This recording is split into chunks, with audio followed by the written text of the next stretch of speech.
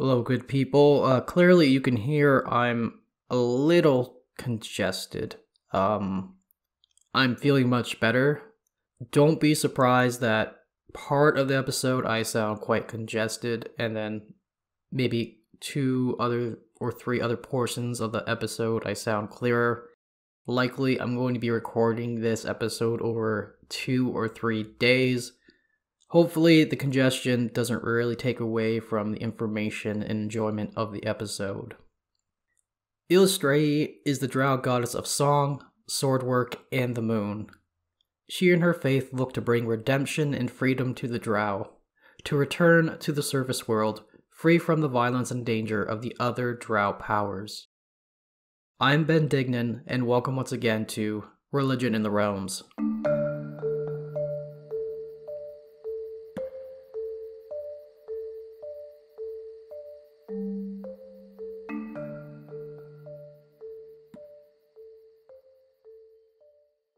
Titles. Eilistraee goes by the following titles: the Dark Maiden, Lady of the Dance, and Lady Silverhair. She has no known alias. Portfolio and domains. Eilistraee holds the portfolios of song, beauty, dance, swordwork, hunting, and moonlight. In Sword Coast Adventurer's Guide, Eilistraee's suggested domains are light in nature. Mordenkainen's Tome of Foes added life to that list. Tasha's Cauldron of Everything does not mention Eilistraee as a suggested deity for the Twilight domain, but it suits her quite well thematically. Appearance and manifestations. Eilistraee is commonly depicted as a naked drow with jet black skin. Her hair is lustrous, ever-shifting, silver, and hangs down to her ankles. This hair billows and almost forms a cloak around her. Floating magical longswords sit on both of her hips. Each vibrates and resonates with song and melody. There is a glint of light blue in each of her silver eyes, similar to that of Moonstone. For the short time Eilistraee was considered the Masked Lady, which we will discuss later, with the absorbed essence of Veyron within her, there were some key changes to her appearance. Throughout her long silver hair were now strands of black hair. The lower half of her face was perpetually shaded with a dim shadow in the likeness of a mask. One of the floating swords by her hip then turned obsidian in color. She's also described in the third Lady Penitent novel, Ascendancy of the Last, to no longer be nude but wear a loose black set of trousers and pants. A black mask covered her face. This mask had traces of moonlight that played across it. Eilistraee's avatar looks much like she does, standing 9 feet in height with a sword hovering at each hip. Mechanically, each sword is a +3 singing sword of dancing. Eilistraee herself wields 2 +5 swords with the same properties. Though the avatar typically goes about in the nude, they may wear powerful ranger's garb. Her boots contain the powers of Boots of Elvenkind, Boots of Varied Tracks, and Boots of the North. The boots innately allow her to cast Pass Without Trace, as Eilistraee's avatar is all but absolutely silent. To complete the ranger ensemble is a very powerful green cloak. The cloak functions with the powers of a Cloak of Elvenkind and Ring of Chameleon Power, always granting complete camouflage and invisibility in natural foliage. Eilistraee has 5 known manifestations. The appearance of moonbeams playing across an object or creature. Oftentimes, this is accompanied by a few notes from a harp or verses of a song. The second is an image of her dancing through the flames during a dance held in her name. The third is Eilistraee cowled and cloaked coming up to woodland campsites to see how kind a group may be. The fourth is appearing off in the distance atop a hill or building. And the fifth and final manifestation is a sourceless sound of a hunting horn. The radiance that falls across a creature or objects grants temporary powers and or effects depending on the context. A creature is imbued with one of any combination of the following: a minor bonus to armor class, higher placement in initiative, or a sizable bonus to attack rolls. Eilistraee typically graces a weapon with temporary maximum damage with every hit and or indestructibility. This shimmer may also appear to assist a follower through the wild during the night, when a child is born during the night, or to help someone find something in the dark. Also, to touch on the sound of the hunting horn, Eilistraee may manifest it for one of two reasons. In one case, Eilistraee may attempt to rally and encourage her followers during a battle while intimidating their foes. In the other context, Eilistraee may be alerting her followers to someone in need of assistance. A general manifestation is a small degree of aid towards those Eilistraee shows some favoritism towards. Aid in this way is subtle and practical as Eilistraee takes the steps not to reveal her involvement. Eilistraee makes use of the following creatures to communicate her approval, disapproval, or aid her mortal followers. Aasimar, Aasimon, with a preference for light Aasimon. Asuras, Cathses, Einhariar, Eladrin, this being Eladrin from pre-4th edition when they were planar creatures. Mercury dragons, elven cats, fey stags, frosts, holophants, faith and hope incarnates, Lithari, mist dragons, moon dogs, moon horses, mortai, pixies, radiance quasi-elementals, reverend ones, silver dogs, silver dragons, sprites, sunflies, the occasional tiefling, silver-striped tabby cat, or any animal with solid eyes of silver. She may send silver swallow-tailed moths to accompany her followers during a dance, lead followers who may be lost, or just to show her approval. Eilistraee may also manifest items on the prime material to reward her mortal followers. These include mithril, moonbars, moonstones, and silver. She may grant someone the inspiration to compose a song or poem that is thematically beautiful, or the inspiration to craft a sword. Eilistraee can show her disfavor through a chill breeze on the wind, someone's feet or hands growing cold, an inability to be artistic, or a continued failure while hunting.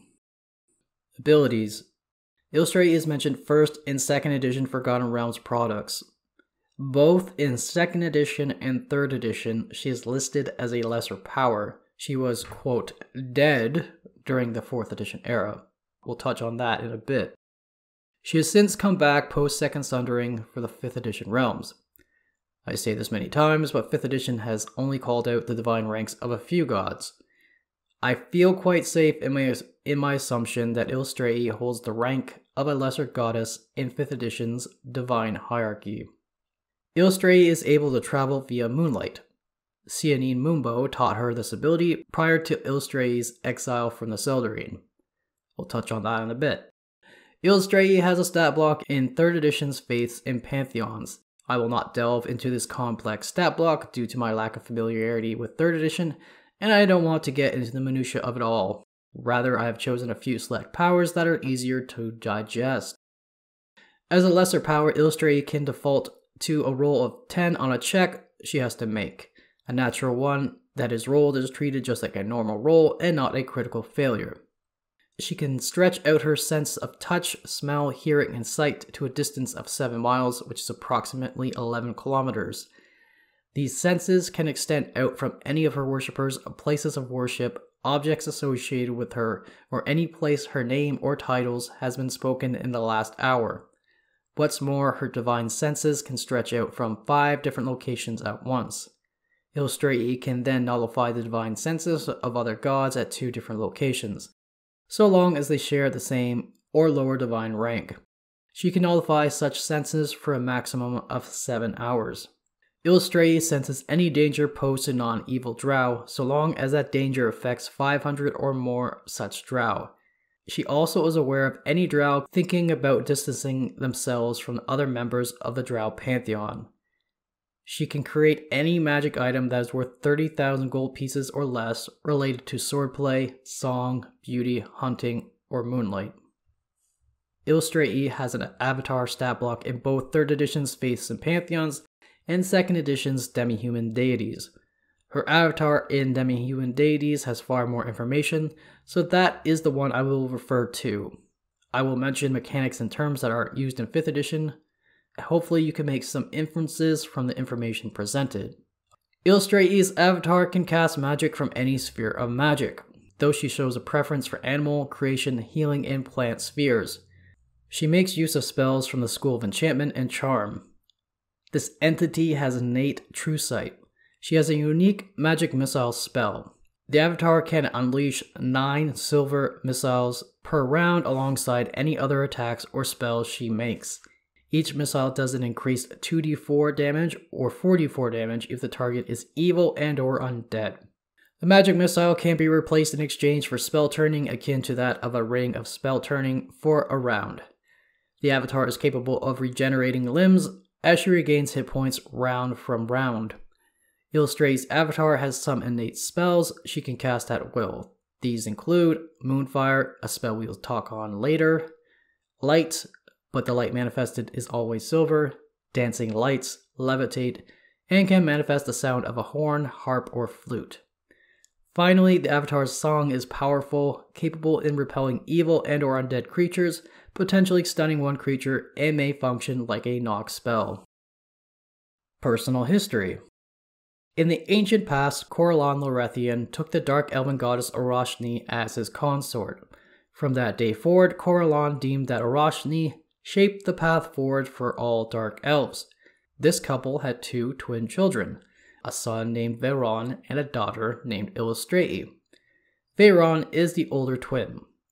Both children shared a skin tone with their mother. It is worth noting that in the story, Eilistraee, Veyron, and Eilistraee are described much like Drow with skin that is black and unmistakably Drow-like in appearance. As I will mention later, dark elves, yes, there's a difference, would eventually come to Faerûn. I know in common parlance, those terms are interchangeable. For historical accuracy in the realms, they are separate. Dark elves were the ancestors of the Drow. Depending on where you look, dark elves are either described to just look like Drow, or to have brown skin, brown eyes, and dark hair. I will say that the description of pre-descent dark elves who look like present-day Drow comes first in the sources. The description of brown-skinned dark elves was a later description. It's confusing. I don't know if that was a conscious decision, a point of confusion between writers, or unique creative decisions on the part of writers between editions. Getting back to things, the story of Eilistraee and her children before their banishment comes from the novel Evermeet Island of the Elves. You might interpret the story as one of myth that has been shaped and changed to fit a present-day representation of the elven races as they stand upon Faerûn. Personally, I don't interpret the story given in the novel that way. Rather, it seems to be a quote-unquote factual recounting of what occurred in the ancient past. Throwing around the term factual in tandem with fiction is a dangerous thing as it is. How much weight you want to attribute to the story, I leave up to you. Eilistraee eventually becomes Lolth, but we aren't there quite yet. Circa 30,000 Dale Reckoning, Eilistraee was harboring ill feelings towards Corellon and attempted twice to have him thrown down from his leadership of the Seldarine, otherwise known as the Elven Pantheon. Veyron was jealous of his twin sister Eilistraee. Corellon tended to show Eilistraee more favor than him. Initially, Eilistraee allied with Gruumsh, patron god of the orcs. To make it brief, Lolth curses Corellon's scabbard. Seanine Moonbow becomes aware of this betrayal but keeps it to herself. Corellon and Gruumsh meet under the pretenses of a negotiation. Gruumsh has other plans to cut down Corellon, knowing Corellon's sword will break should he attempt to draw it from the cursed scabbard Eilistraee gifted Corellon. Corellon is injured by Gruumsh and retreats back to Arvandor. Eilistraee grants Gruumsh entry into Arvandor. Gruumsh begins to hunt him down. In a key moment, Seanine Moonbow arrives to remake Corellon's longsword. Corellon engages in battle once more with Gruumsh. Corellon wins by cutting out Gruumsh's eye. If you look up the cover of Demi-Human Deities, you will see this very event. Soon after, Eilistraee seeks out another worthy assailant to challenge Corellon. She comes to Toril, wearing enchanted hunter's clothing and armor she stole away from her daughter Eilistraee. There, Eilistraee encounters Malar and convinces Malar to help her. Eilistraee lets Malar onto Arvandor, where Malar finds and tries to take down Corellon. Despite his injuries, Corellon outpowers Malar and sends the Beast Lord running. Eilistraee is enraged as her 2 attempts to kill Corellon have been thwarted. Worst of all, her rival, Seanin Mumbo, involved herself. During the celebration of Corellon's 2 victories, Eilistraee got to work. She traveled about the known planes and worlds to form what came to be known as the Anti-Seldarine Coalition. Eilistraee knew this coalition would not win out against the Seldarine and other allied Fae powers when they arrived on Arvandor. Rather, it was a cover that removed her and Veyron from suspicion. These were the long-term enemies and foes of the elves after all. The true plan was to have Corellon killed in the chaos of battle, and then Eilistraee herself would take over the Seldarine. Upon Eilistraee's return to Arvandor, Seanin Mumbo was there to confront her. Eilistraee acted first, trapping Seanin. Realizing Eilistraee only had until nightfall when Seanin's power is at its strongest, and would then likely break out from her imprisonment, she called Veyron to abscond with Seanin elsewhere in the multiverse. Now, to touch on Eilistraee at this point in the ancient past. She was not yet associated with the redemption of Drow because the Dark Elves did not become the Drow for millennia after. Rather, she was a young goddess known for her hunting prowess and speed, dance, and song, though it seemed her association with hunting and ranging was far stronger in the ancient past. She was shown favoritism by forest elves from many worlds. She also was masterful with the bow, which will be an important element later. But getting back to Eilistraee's plan. She had Veyron plant Corellon's cursed scabbard out in the wilds of Arvandor to find. Mother and son knew Eilistraee's love for her father Corellon and abused that fact. The dutiful daughter, without fail, would return her father's scabbard, and then no one would think twice about malice or ill will. Eilistraee did find the scabbard, but something caught her attention not too long after. Eilistraee smelled the scent of something foul and out of place. She discovered deer who were brutally killed and a trail of blood and footprints leading away from the site. In pursuit, Eilistraee uncovered an army arrayed of powerful evil and deific entities allowed into Arvandor. Eilistraee was tempted to battle these creatures, willing to sacrifice her life while taking down many of them. However, she returned to warn the Seldarine of this invasion. Soon the Seldarine arrayed themselves in defense with Corellon at the front and with Fae allies beside them. Eilistraee took a rear position and support given her mastery of magic rather than martial skill. Eilistraee took up the fray in the front lines, jumping to and fro among the trees to rain down arrows upon the invaders. As the battle commenced, gods of both good and evil fell, but as Eilistraee predicted, the Seldarine were well on their way to winning against the Anti-Seldarine Coalition. Taking a moment to himself, Corellon touched his hand to his scabbard and immediately felt a powerful evil aura. Surprised, Corellon found Gonador, a later Drow power, bubbling up around him and rooting him to the spot. It was confirmed then that one in Corellon's own pantheon had betrayed him, as only an elder evil might befell Arvandor with a betrayal so potent. An unnamed ogre god spotted the trapped Corellon. Corellon went to draw his longsword from his sheath, only for it to be stuck. What's more, Eilistraee had further cursed the scabbard to attract arrows. Eilistraee saw her father in a perilous situation and acted quickly in treetops above. In a flurry, she released 4 arrows. 3 pierced and took down the ogre god. However, the 4th changed course mid-air due to the curse placed upon the scabbard and struck Corellon mortally. Enraged, Airdrie Fianna, an Elvish goddess of air and weather, blasted Eilistraee out from a tree. Eilistraee fell hard and was rendered unconscious. Eilistraee rushed in towards her husband, feigning grief. She lied to the Seldarine gathered around. She claimed that Corellon was dead and killed by Eilistraee.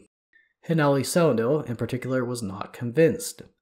Eilistraee faked an attempt to heal Corellon with a potion. Rather, it was a poison meant to place Corellon in such a deep sleep so as to appear dead. Eilistraee may not kill Corellon, at least she might be able to place him in such a deep sleep that he never woke up. This poison was one Eilistraee brewed. Eilistraee brewed these potions to present to her wild elf followers, though Eilistraee stole it for her own treacherous plans. The vial was struck from Eilistraee's hand by a stream of moonlight as Seanin Mumbo escaped from Veyron's hiding place and arrived just at the right time. Seanin, Hinali, and Airdrie combined themselves together to form Angaroth to heal and revive Corellon. Now healed, Corellon asked his daughter to be found and tended to. Eilistraee's unconscious form was uncovered from brush and broken tree limbs and woken up with healing magic. Eilistraee, still weakened, collapsed beside her father. Eilistraee espoused the need to voluntarily banish herself from Arvindor. This she chose to do as she foresaw a need to balance the evil her brother and mother would introduce into the Dark Elf population. Unable to remain conscious, Eilistraee slumped to the ground. Corellon ordered Veyron to carry her sister and leave Arvindor forevermore. This was done under threat of annihilation, if Veyron even attempted to slightly harm Eilistraee. Corellon's attention then was turned to Arachne, where the goddess was transformed into a hideous demonic spider. In vain, Arachne attempted one last time to attack Corellon, but Corellon wounded her badly.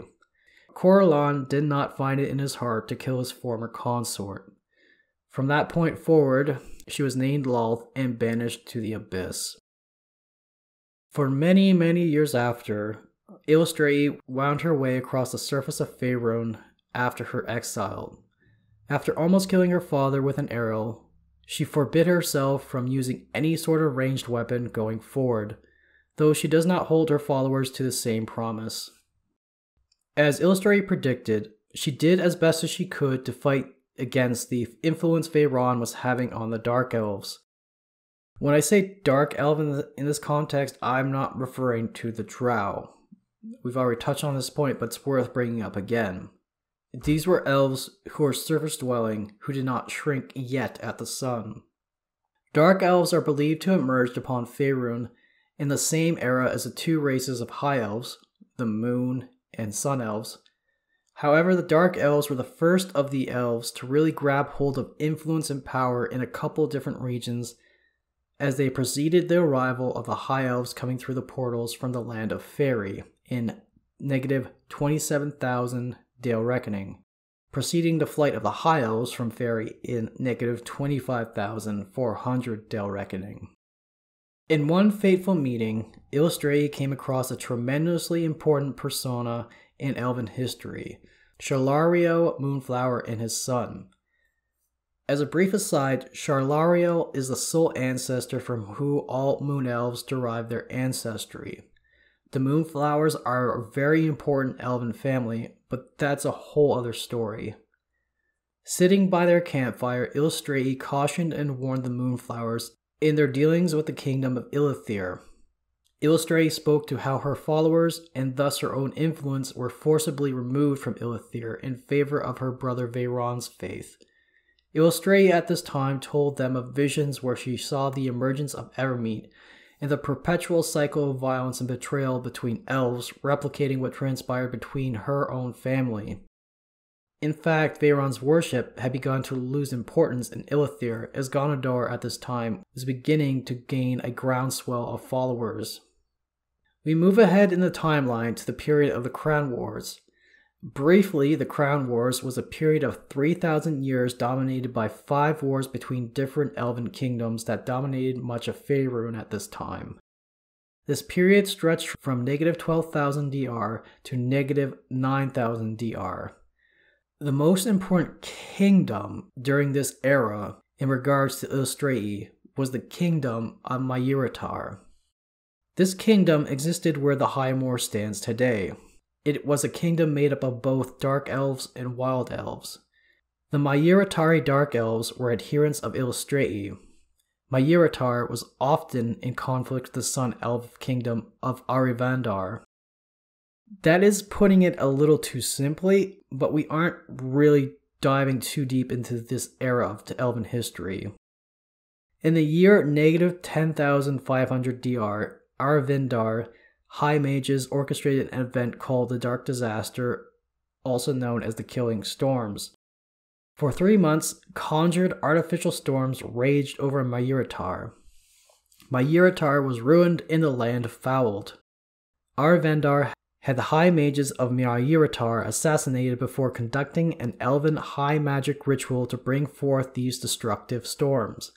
The High Moor exists today in Mayuratar's place. While Aravendar orchestrated this destruction, their unchallenged historic accounts speak to a terrible accident on the part of Mayuratari high mages manifesting the storms. Following the destruction, Eilistraee's faith was greatly reduced. Only in recent centuries has Eilistraee's followers reached similar numbers. Lolth was one of the last Drow deities to introduce their influence on Faerûn, but she too began seeding her influence throughout Ilithir from negative 24,500 DR forward. Jumping ahead, in negative 11,500 DR, a Baelor named Wendenai comes to Faerûn. Wendenai is a powerful servant of Lolth, and this isn't the last time we will talk about him. Through Wendenai, Lolth's worship finds purchase in the upper echelons of Ilithir. For millennia, Ilithir had been wielding the evil magics of various Drow gods among their own skill with the arcane. Corellon and the rest of the Seldarine condemned Ilithir, and the Dark Elves were transformed into Drow circa negative 10,000 DR during the Fourth Crown War. The little that remained of Eilistraee's worship in Ilithir too fell apart. Those transformed were not initially called Drow, rather they were called Drow, an elven term which can be translated three ways to either mean traitor, face of shadow, or heart of night. Over time, the term evolved to become Drow. By which methods the Drow were transformed isn't mentioned. Just the Seldarine, in tandem with the other elven kingdoms, brought about the transformation. Likely a very powerful high elven magic ritual, or orchestrated smaller instances of high elven magic. The Dark Elves' brown skin became pitch black. Their eyes went from brown to pink, red, or lavender. The Drow learned to hide and live in the Underdark or beneath thick forest canopies in fear and disgust of the sun. Thing is, all Dark Elves suffer this fate, including the remnants of Mayuratar and any Dark Elves who existed elsewhere. I don't know if an era or exact year is given for Selvatarm's birth. All I know is that it preceded the fall of Myth Draenor in 711 Dale Reckoning. In any case, Selvatarm was born to Zandalar the Dancer after a tryst and failed alliance with Veyron. For some time, Selvatarm wandered, not showing any favoritism towards the side of good or evil, but he certainly held no love for both of his parents. Eilistraee crossed paths with her nephew. Selvatarm began to take a liking to Eilistraee's views and practices. Eilistraee hoped that a new deific power might emerge to aid her in bringing Drow out from the cycle of evil. However, Lolth, as she is quite capable in doing, poisoned Selvatarm's mind. Lolth convinced her grandson to destroy an evil demonic power by the name of Zanasu. Lolth told Selvatarm that after he claimed Zanasu's divine essence, he would be able to serve Eilistraee far better. Instead, after he killed Zanasu, the divine essence corrupted Selvatarm. It weakened him also, allowing Lolth to bend Selvatarm to her own whim. Since then, Selvatarm has served Lolth dutifully and hated her all at the same time, as he became a demi-power in the Drow Pantheon. In 1372 Dale Reckoning, an event occurred called the Silence of Lolth. Lolth hid herself away out on the Demon Web Pits, in stasis. She did not answer any prayers directed to her. What's more, her clergy on Faerûn were unable to tap into her divine source and denied any sort of spells. Needless to say, this caused chaos throughout many Drow settlements. Our focus, though, is on a Lolth priestess called Eilistraee Malarn from the Underdark city of Ched Nasad. She will be a prominent character going forward. Eilistraee, in tandem with a group of devout Lolthites, try to figure out Lolth's reasoning for going quiet. Eilistraee's faith is shaken. On a separate errand, she runs into priestesses of Eilistraee who challenge her beliefs. Eilistraee converts to Eilistraee, though she is put to a test. She kills a spider, an unforgivably heinous act for someone once so devoted to Lolth. After she kills the spider, Eilistraee receives a vision to seek a weapon called the Crescent Blade. The Crescent Blade is a tremendously powerful artifact, enough that it might kill a god. Eilistraee was then put to that quest, one to go and kill Lolth. The crescent blade once was wielded by Eilistraee's ancestor before she met her own demise in combat with a black dragon. The Millarn family have a strong connection to Eilistraee, which will come up again in this episode. Eilistraee traced the sword to the stomach of a purple worm and liberated it with the assistance of her lover. Later, in tandem with 2 other priestesses of Eilistraee, Eilistraee began their journey to kill Lolth on the astral plane. At this time, Lolth awoke as she took her realm out entirely from the demon web pits. Lolth put out a call to 3 individuals to become her Yothei, in other words, her chosen. One of these individuals to receive this call just so happened to be Eilistraee. Eilistraee is confident that one of the others called to be Lolth's chosen is Quenthel Bainray. Eilistraee is convinced that she needs to kill Quenthel first before she can even think about killing Lolth. Quenthel Bainray is a significantly important character in the realms that I am loath to pass over because she is not all that related to Eilistraee. All I will say is talk to your local Drizzt fan. I'm sure they'd be happy to enlighten you on her and all her information. In any case, Eilistraee's group encounters Quenthel's group before the pass of the Soul Reaver. Quenthel's group contains the 3rd and final candidate to be Lolth's chosen, Danafe Yontir. To get to Lolth, each of them had to complete subsequent trials. Eilistraee instead attacks Quenthel with the anticipation that Danafe will help. You see, Danafe formerly was magically bound to Eilistraee. This was when Eilistraee was still a Lolthite and quite evilly aligned. Should Eilistraee die, Danafe herself would die as well. Well before the events of these books, Danafe had long been loyal and without question. That wasn't until Danafe and her own adventures during this novel series had that binding spell dispelled. This was unknown to Eilistraee, unfortunately. Instead, Danafe acts against Eilistraee. The 2 priestesses accompanying Eilistraee are killed, and Eilistraee has her head smashed in by Danafe. Eilistraee is left as she is thought to be dead, though her life lingers just enough to heal herself. Eilistraee began to experience another crisis of faith. Eilistraee failed to intervene when she called out to her. Eilistraee goes forward and faces the trials of the Soul Reaver and passes through to the other side. Going forward, Eilistraee travels across the dangerous realm of Lolth. During the journey, the crescent blade snaps in 2. It is at this point Eilistraee gives back into her older self when she was a devout priestess of Lolth. Her spells from Eilistraee fall away as the spells from Lolth rush in to fill the void. Eilistraee joins the other 2 possible chosen, appearing before 8 spider manifestations. The 8th one consumes Danafe, but the other 7 spiders seemingly tear this one apart afterwards. Emerging from the carnage is a re-emerged Lolth, now bearing the face of Danafe, her actual chosen. Quenthel is sent back to Faerun. However, Eilistraee is put through horrendous punishment as she is transformed into a demonic servant of Lolth known as the Lady Penitent.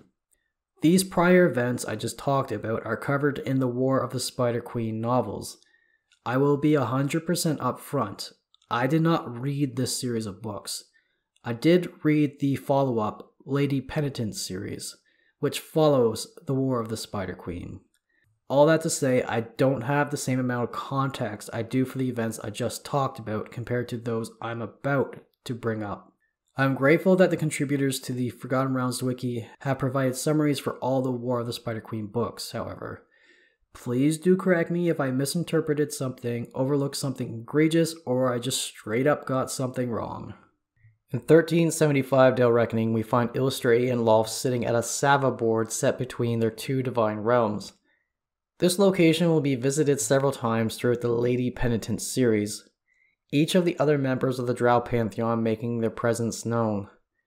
But the goddesses taunt and prod one another as they move pieces upon the Sava board. These pieces are representative of mortal, demonic, and divine servants both goddesses used before and during this time period. Now, according to 3rd edition's Grand History of the Realms, this Sava game is treated as a historical event. However, I can see the interpretation that this is just a narrative device used by the author to represent the continuous struggle of the Drow. As an aside, Sava is a chess analog that comes from Drow culture. Pieces on the board represent a Drow noble house who move against one another. Sava also has a once-a-game dice mechanic each player can make use of. The best description of Sava I found is in the War of the Spider Queen novel called Dissolution. Getting back to Lolth and Eilistraee's game, their Sava game is one that has been ongoing since the mythic past of Faerun.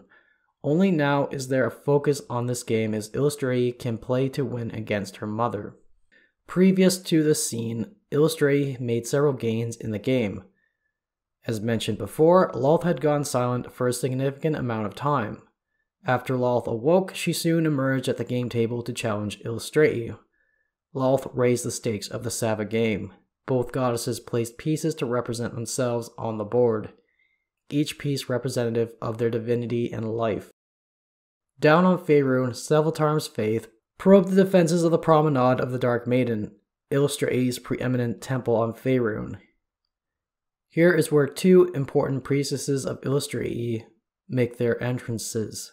Lady Cavatina Zoran, a Dark Song Knight, discovered a small infiltration and reported this back to Eilistraee Veladorn, one of the Seven Sisters, chosen of Eilistraee and Mistra, and head priestess of the entire faith. Eilistraee's attention was divided with a report of the twisted Holistra Malarn nearby Eilistraee's shrine out in the Velar's Wood.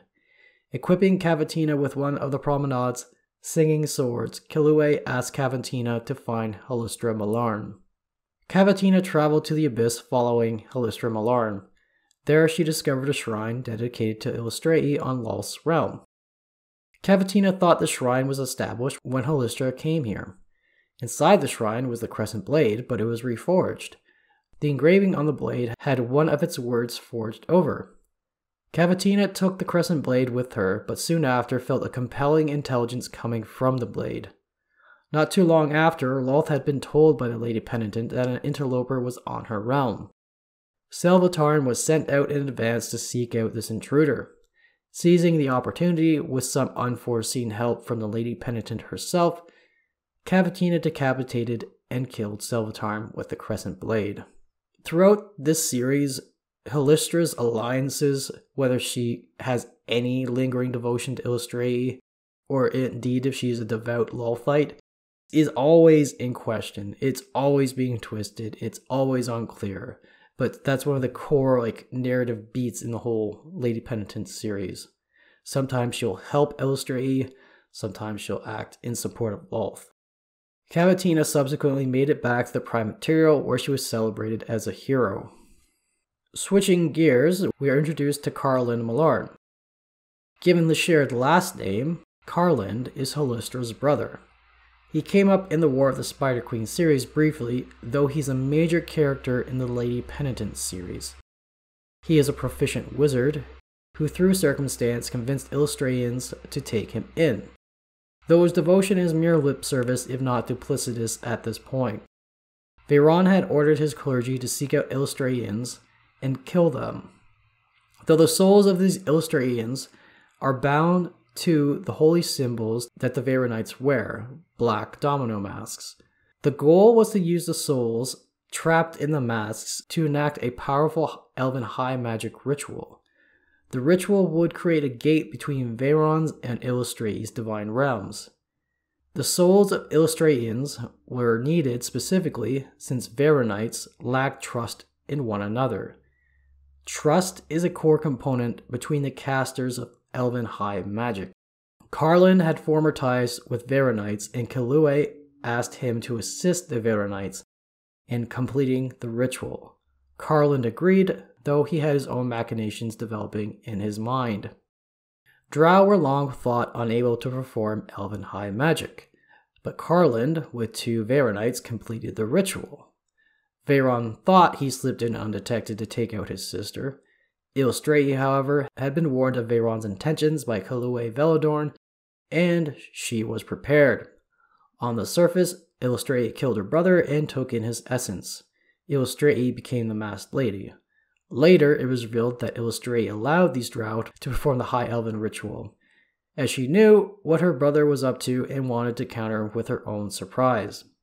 Truth is, Eilistraee did not kill Veyron as we are told in the Lady Penitent novels. Rather, she trapped Veyron in the weave with assistance from Mystra in a dreamlike stasis. When Veyron gated into Eilistraee's realm, Veyron was sapped of much of his divine essence through the weave. In turn, Eilistraee was empowered through the weave. Mystra communicated with Veyron in this state, convincing him to see reason and agree to an accord rather than face destruction. Despite Eilistraee's victory over Veyron, some of Veyron's followers believed that something else had transpired. Rather, Veyron had succeeded in his goal in assassinating Eilistraee. Veyron had adopted a clever ruse as to throw off the devotive Eilistraee, appearing in a feminine form. All the while, Veyronites were able to get closer and closer inside Eilistraean places of worship, where they could later completely usurp them in Veyron's name. In 1377 Dale Reckoning, Kiransalee entered the game of Sava with Lolth in Eilistraee. Kiransalee is the drow gods of the undead and necromancy. Down on the surface, Kiransalee's clergy, known as the Revenancers, had began drawing massive amounts of phase res in towards a huge void stone beneath the Galena Mountains. Drow specifically were affected in their use of divination and teleportation magic. Kiransalee's end goal was to release a massive invasion force onto the prime material from the abyss. An alliance of Veyronites, mages of Shamath, and Eilistraeans was formed to end this threat. Carlin Malarn acted in unison with his apprentices. They unlocked valuable knowledge within a group of Kira, elven lore stones, tied to the destroyed Dark Elf kingdom of Myritar. Carlin's ancestors spoke to him through the Kira, revealing his family's ties to the kingdom of Myritar. They used the knowledge from the Kira to perform elven high magic, casting tremendously powerful magic to erase all knowledge of Kiransalee from the realms, effectively causing Kiransalee to disappear as if she was never there in the first place, in her plans to fall asunder. Continuing forward into 1379 Dale Reckoning, Kilue made Lady Cavatina hand over the crescent blade.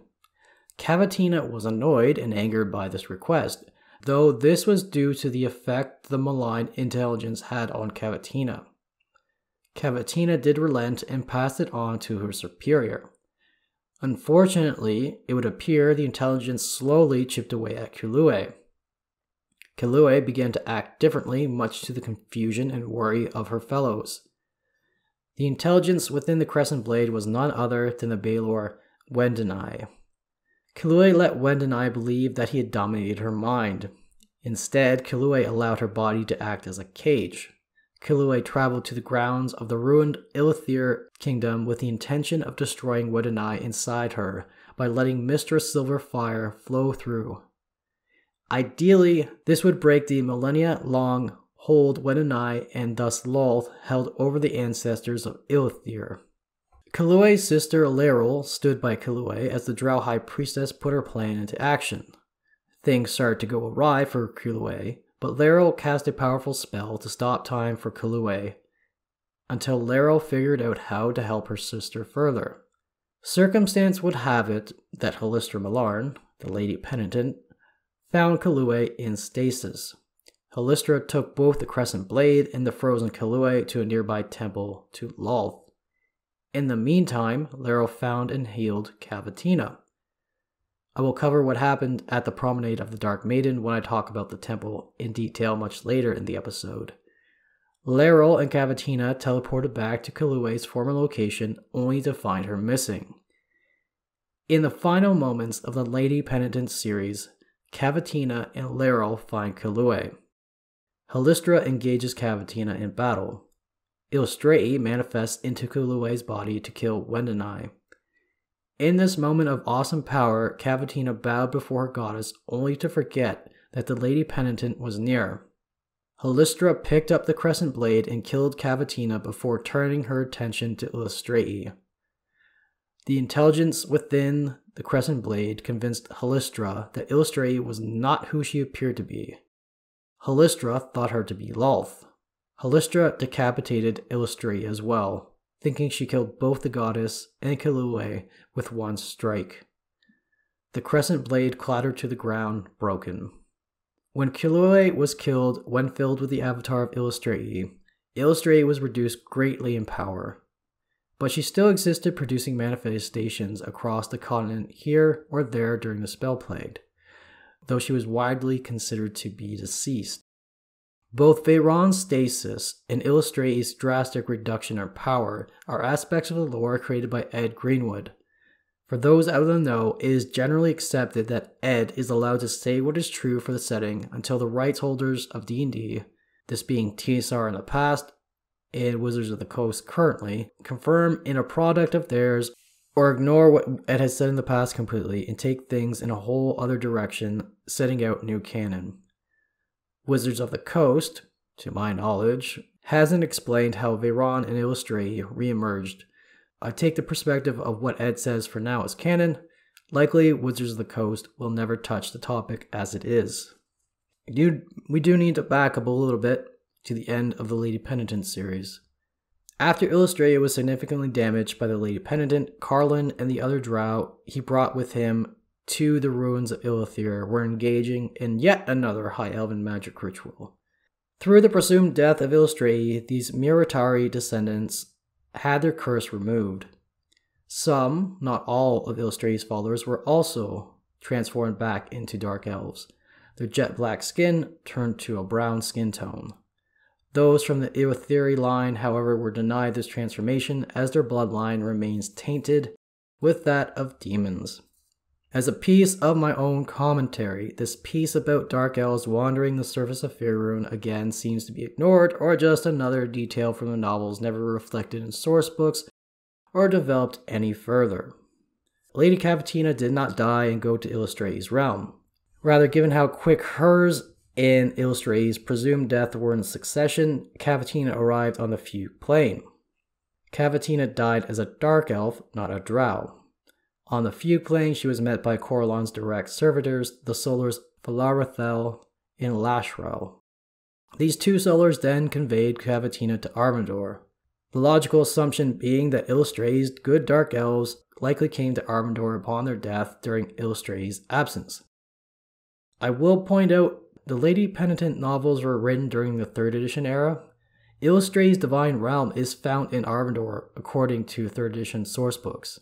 I don't know why the novels play it off as if Eilistraee's faithful weren't arriving in Arvandor before this, unless Lisa Smedman, the author, was operating under knowledge from 2nd edition when Eilistraee's divine realm was not in Arvandor. At the end of the Ascendancy of the Last, this being the last book in the Lady Penitent series, Coralon took Eilistraee's place in the Sava game against Lolth. It is called out that Eilistraee's realm was not destroyed or disappeared. It still was connected to the Sava game, perhaps the assumption being that Coralon preserved it and brought it into Arvandor. It also might be tied to the connection that we made already that Eilistraee was not truly dead. I don't know if Ed Greenwood and Lisa Smedman had any sort of discussion about that. Eilistraee's survival despite the events of the Lady Penitent series reads more to me like Ed Greenwood creating a narrative to explain her existence following the Second Sundering. Not that Lisa Smedman had this written out as secret knowledge to reveal later down the line. During the Second Sundering, tales and rumors were heard along the Sword Coast. These stories spoke to sightings of both Eilistraee and Veyron's avatars, or manifestations. The latest sighting given was in 1491 Dale Reckoning, when Eilistraee was seen dancing near the walls of Waterdeep. From 1489 DR forward, these two Drow powers are back. Eilistraee and Veyron have respect and even a degree of fondness for one another. These two twin siblings may no longer fight against one another, but clashes still do happen between their respective followers.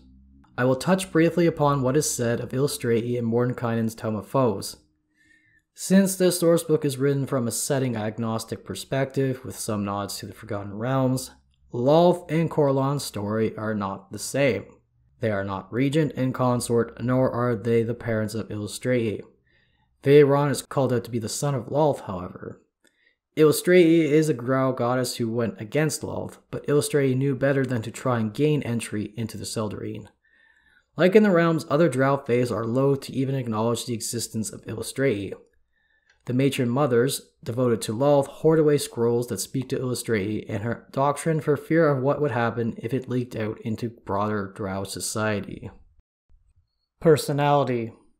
Eilistraee is a chaotic good goddess. She is different from the rest of the Drow Pantheon. She does not want complete obedience and deference. She cares deeply for the lives of her followers. The redemption of the Drow is the chief concern of Eilistraee. However, she refrains from ordering Drow to seek this redemption. Rather, her faith and clergy teach and offer invitations in the direction of this redemption. Each Drow must decide for themselves to walk this path. Eilistraee holds a deep sadness and is often downcast. Despite this, she loves art, song, dance, and the expression of freedom. She can be provoked into wrathful bouts when the evil and treachery of the other Drow powers damage and kill her followers. Personal realms. In the Great Wheel cosmological model used in 1st edition, 2nd edition, and is the assumed default model for the 5th edition Forgotten Realms, Eilistraee resides on the split chaotic good, chaotic neutral outer plane of Ysgard. Specifically, her realm is called Svartalfheim, found on the 3rd layer of Ysgard, known as Nidavellir. Ysgard is a sprawling plain made of sweeping, vastly unsettled landscapes for heroic adventure. The environments are at their extremes. Mountains are tall, caverns are deep, and storms are strong. Ysgard is made up of floating, massive motes of earth that float slowly around one another in constant motion. These motes will occasionally collide, creating earthquakes. Some are smaller in size and are known as earthbergs, while the largest motes are as large as continents. The motes on Nidavellir are closer towards one another, grinding continuously given the proximity. Mortals and souls who reside on the layer of Ysgard can fight and adventure freely without much consideration for their well-being, for if they die, the next day they will rise alive and well to face another challenge. Ysgard is the primary home of the Norse gods, both the Aesir and Vanir, and here they often go about masquerading as mortals to be among their various petitioners. Nidavellir translates to Dark Home. Nidavellir's inhabitants have conflict with one another, stemming from millennia of conflict and misunderstanding. Dwarves and gnomes in the realm of Nidavellir are locked in a struggle with the Drow of Svartalfheim. They believe that Svartalfheim has connections in dealing with Lolth's demon web pits. The Dark Elves instead prefer to be left alone, inhabiting their tunnels of splendor and music. It is rumored that Eilistraee rules Svartalfheim in tandem with Erevan Eilistraee. Erevan Eilistraee has his own realm on Arvindor, but he might actually have a retreat down in Svartalfheim to get some reprieve from some of his more moral Seldarine kin. Erevan Eilistraee is the elvish god of rogues and tricksters. A rumor floats about that Loki, the Norse trickster god, is actually the true power here. Those who do know refuse to reveal who truly rules over Svartalfheim. Svartalfheim is a completely subterranean realm dominated by both tunnels and drow. It is filled with emotion and song. Whether Eilistraee is indeed the ruler over Svartalfheim is not easy to parse. She certainly has never voiced any such authority. But there is no doubt she has a very strong, if not the strongest, divine presence here. Tunnels are warm thanks to sulphurous hot springs and gushing geysers throughout the realm. Some rivers rush through the realm with boiling water and steam. Despite being a subterranean realm, forests are found in wild regions of Svartalfheim. The trees need no sun, rather sustaining themselves on the heat in this realm. Some caverns are carved out from quartz and naturally decorated by mica and pyrite, which the Dark Elves admire. The acoustics are fabulous and magically accentuate a bard's musical capabilities. Those without any singing ability find themselves able to sing moderately well thanks to the inherent magical properties of the realm. There's far more described about Svartalfheim in the 2nd edition Planescape box set, Planes of Chaos. It is definitely interesting material, though it has no immediate connection to Eilistraee. In the World Tree cosmological model used for 3rd edition Forgotten Realms, Eilistraee resides on the plane of Arvindor, but also has a modicum of presence on the demon web pits. Arvindor is the realm of the Elven Pantheon, also known as the Seldarine, though obviously Eilistraee stands out since she isn't considered a member of the Seldarine. Arvindor is a realm of beautiful and magical landscapes where the realms of the various elven powers blend with one another with no need for formal barriers. Eladrin, in the 3rd edition sense, when they were outer planar creatures, dwell in Arvindor. They don't serve the Seldarine, rather aiding and assisting them should the need arise. Instead, the agents of the elven powers are the angels who dwell here. Those elven petitioners who die and come to reside in Arvindor look much like they did during their mortal lives, though they take on greater fate aspects which exaggerate their physical elven qualities. Eilistraee's realm is a small one lit with perpetual moonlight. Growing from the trees are large blue-white moonstones that cause the branches to droop. Continuous singing can be heard in this realm. The size of the realm is smaller in contrast to the rest of the Seldarine, since the Dark Dancer still grafts onto an all but abandoned realm found on the Demon Web Pits, where her mother and chief enemy, Lolth, rules. Eilistraee has no mention in the World Access cosmological model when it was used during 4th edition. She was thought to be dead during the publication of that edition. Allies and allegiances. Eilistraee may be a member of the Drow Pantheon, but she only has one ally in her twin brother Veyron. But even then, Veyron had been her enemy for millennia. Despite being called a pantheon, the Drow Pantheon is really only a gathered list of those powers venerated by the Drow. There are of course familial ties between a few of them, Eilistraee included. Lolth is the dominant power in the Drow Pantheon. However, it is wrong to call her the head of the Pantheon, though she claims differently. Lolth is the superior to some of the powers of the Pantheon. Others are independent, Eilistraee included. Eilistraee has a few allies in the Faerunian Pantheon: Larue, Mystra, and Selûne. Mystra and Eilistraee share a strong bond. Between two of them, they share Culue Veladorn as both of their chosen. The Dark Maiden is allied with the entire Seldarine, but for some of the elven powers, it is a strained relationship. Erevan Elisir, elven god of rogues and trickery, is on good terms with Eilistraee. Corellon deeply respects and loves his daughter in exile, and Seanine Moonbow, elven goddess of dreams and the moon, among other portfolios, has always had a strong bond with Eilistraee. Seanine views Eilistraee as her own daughter. On the flip side, Shevarash, whose portfolio includes revenge against the Drow, at best tolerates this alliance. The demigod's followers know to leave Eilistraeans alone. Other non-human deities she is allied with include the gnomish god of the deep gnomes, Kalar Duran, Smooth Hands, and the dwarven demi-goddess of battle luck, Hyla Brightaxe. Enemies.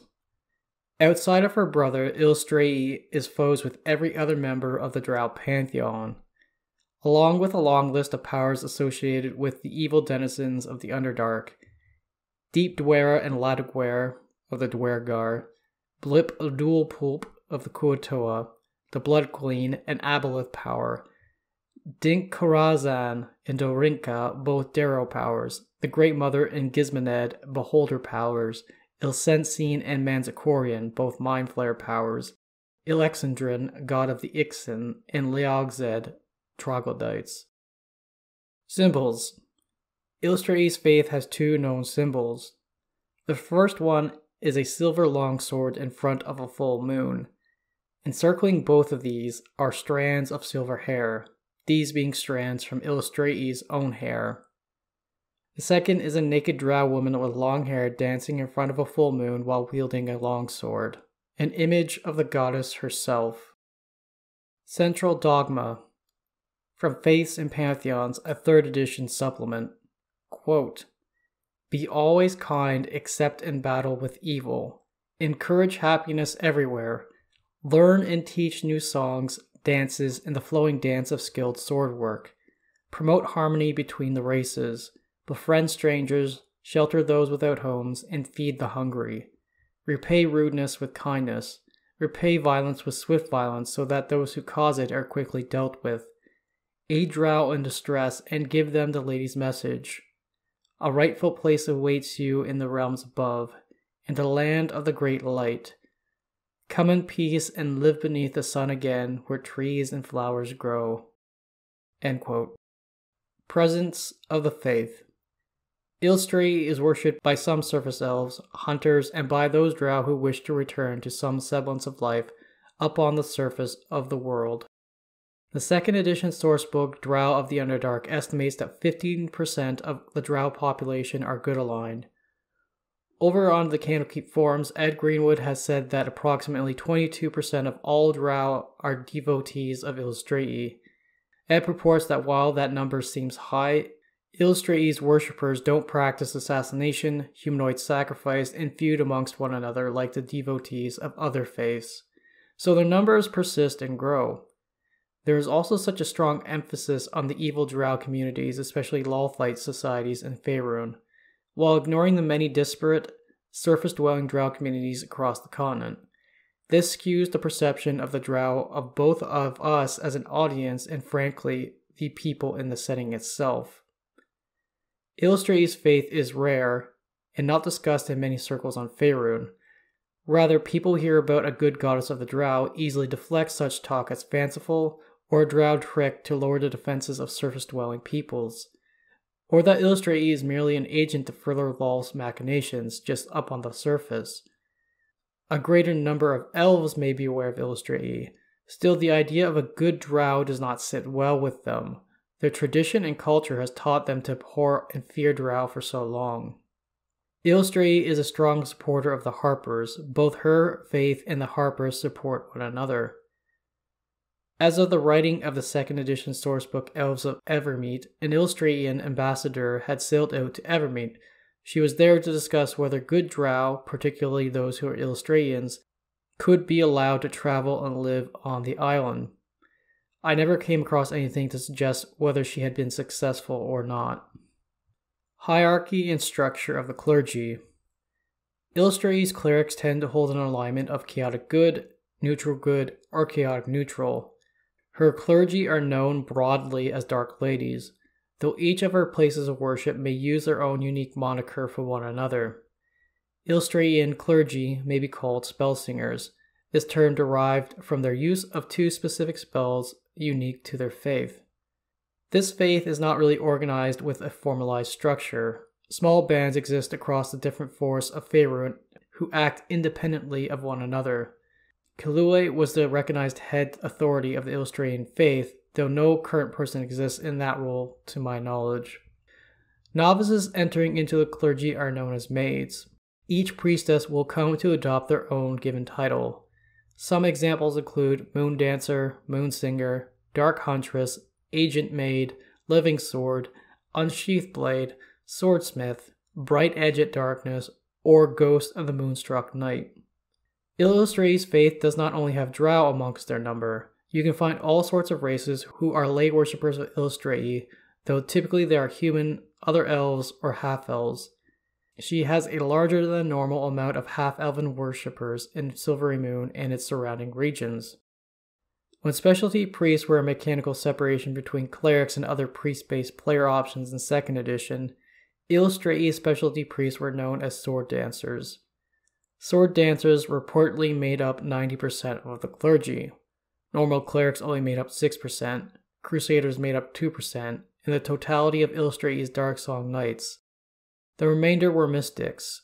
Mystics of Eilistraee operated completely outside of Eilistraee's faith and came to discover the Dark Dancer in their own individual way. If you read sources from 2nd edition and 3rd edition, Eilistraee's faith is strictly female. Though the bulk of the clergy are Drow, other races are allowed to join. Just they have to be women. While it has yet to be spelled out in any product from Wizards of the Coast, Ed Greenwood has been on the record saying that men recently have been allowed into the ranks.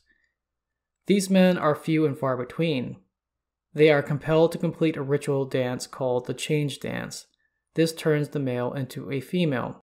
Their perspective is that they cannot fully embrace Eilistraee unless they perceive her as a woman themselves. As these men grow stronger in their power, they feel compelled to stay in female form for more days at a time. The urge to change rises up in them every few years or so.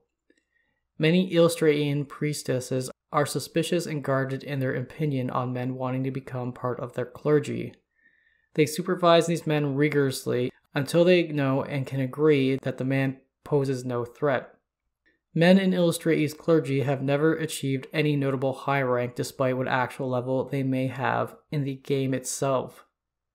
I have posted a link to where Ed Greenwood discusses this particular aspect on the Candlekeep forums. Ed Greenwood has also answered over on his Twitter that these men are known as the Reverend rather than Dark Ladies. We cannot talk about Eilistraee without covering her chosen Clergy Veladorn in some capacity, but we must take a circuitous route though to discuss Mystra first. Mystra had previous issues with former chosen when she gifted them with powers that came with the title.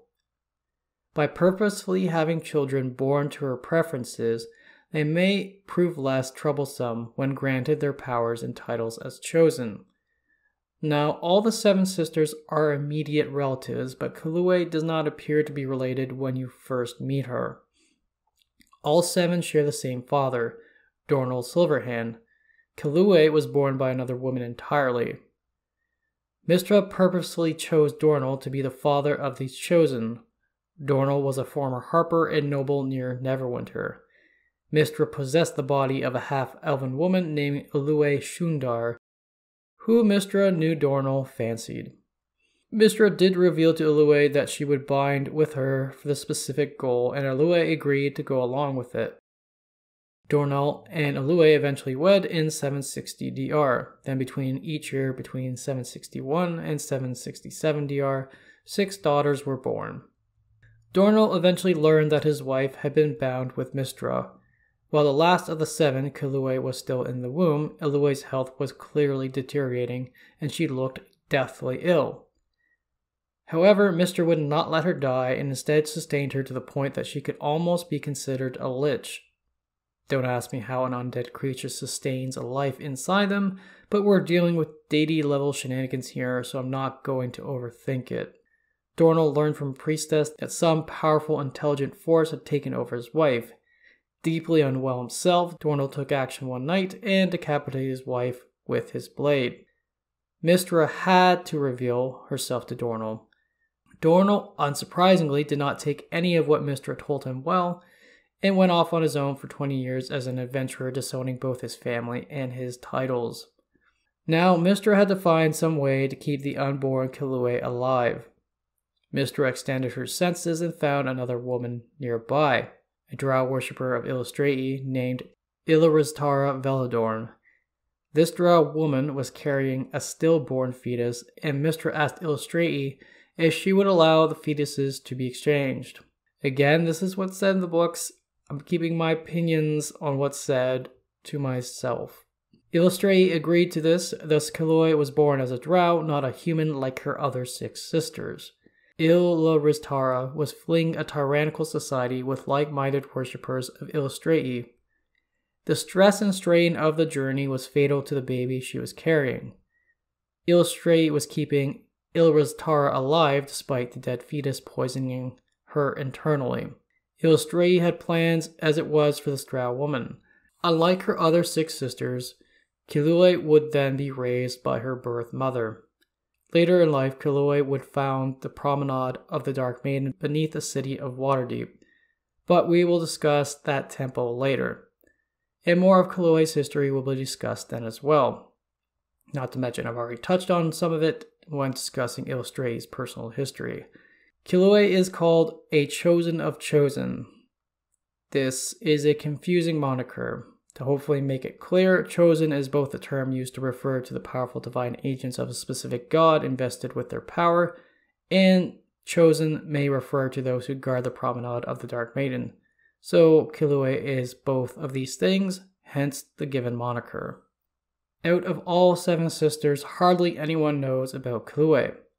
Clergy did need to practice caution given the general perception of drow, though her lack of familiarity stems more from her intimate dealings with drow and not humans.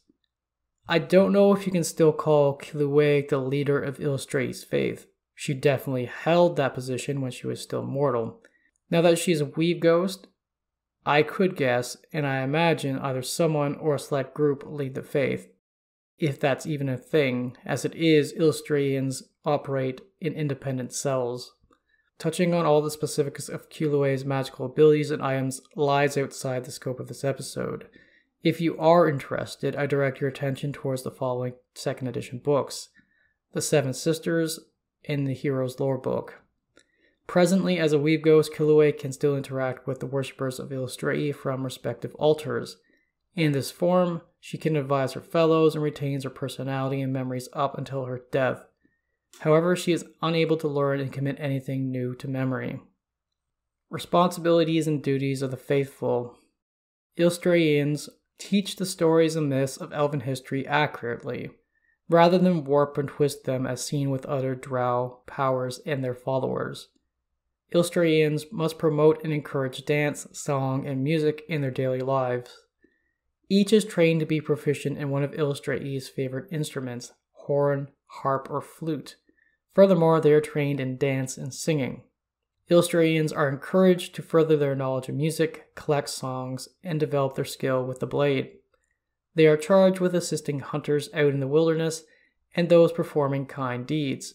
Any minstrel or bard an Eilistraean clergy member meets out in the wide world is to be paid to play 1 or 2 songs. The lay followers are also encouraged to pay for such services. Any Drow who are encountered need to be taught of Eilistraee and the Drow's rightful return to the surface of the world. If a Drow is caught in a dangerous situation, Eilistraeans are to help them, ending any battle between 2 or more Drow with minimal injury. I will repeat the message that any Eilistraeans pass along to any Drow they meet. Quote, "A rightful place awaits you in the realms above, in the land of the great light, and live beneath the sun again, where the trees and flowers grow." End quote. Eilistraee's followers face an upward battle to change the common person's perception of the Drow, but they work diligently towards this goal. They attempt to show the kind side of Drow to elven communities. They provide freshly hunted meat and offer assistance in a variety of tasks. If the elves take a liking to them, Eilistraee's followers will learn local songs and sword techniques. However, they do not preach about Eilistraee while in these communities. Food is freely given to hungry wanderers and travelers so long as they are not threatening. Each Eilistraean clergy member carries a small quantity of food just in case they run into this situation. Food is to be provided freely to the hungry and outcast before any Eilistraean themselves eat. Food is to be stored to stave off lack of accessibility to fresh food. Where they have outposts and temples, Eilistraeans patrol out during harsh weather to help to assist those who are found in dire need. Eilistraee's followers may take money, but money is to be used to buy food, music instruments, and any gear needed to better serve the faith. While out adventuring, they must help needy folk they meet on their travels. Their own food is to ideally come from their own hunts, indoor gardening, and gathering skills. Eilistraeans are to try and convert 1 person per full cycle of the moon. Orders and priestly bodies. The Darksong Knights operate in the southern lands of Faerun, where the former Dark Elf Kingdom of Iluthir stood. Lady Cavatina was a Darksong Knight.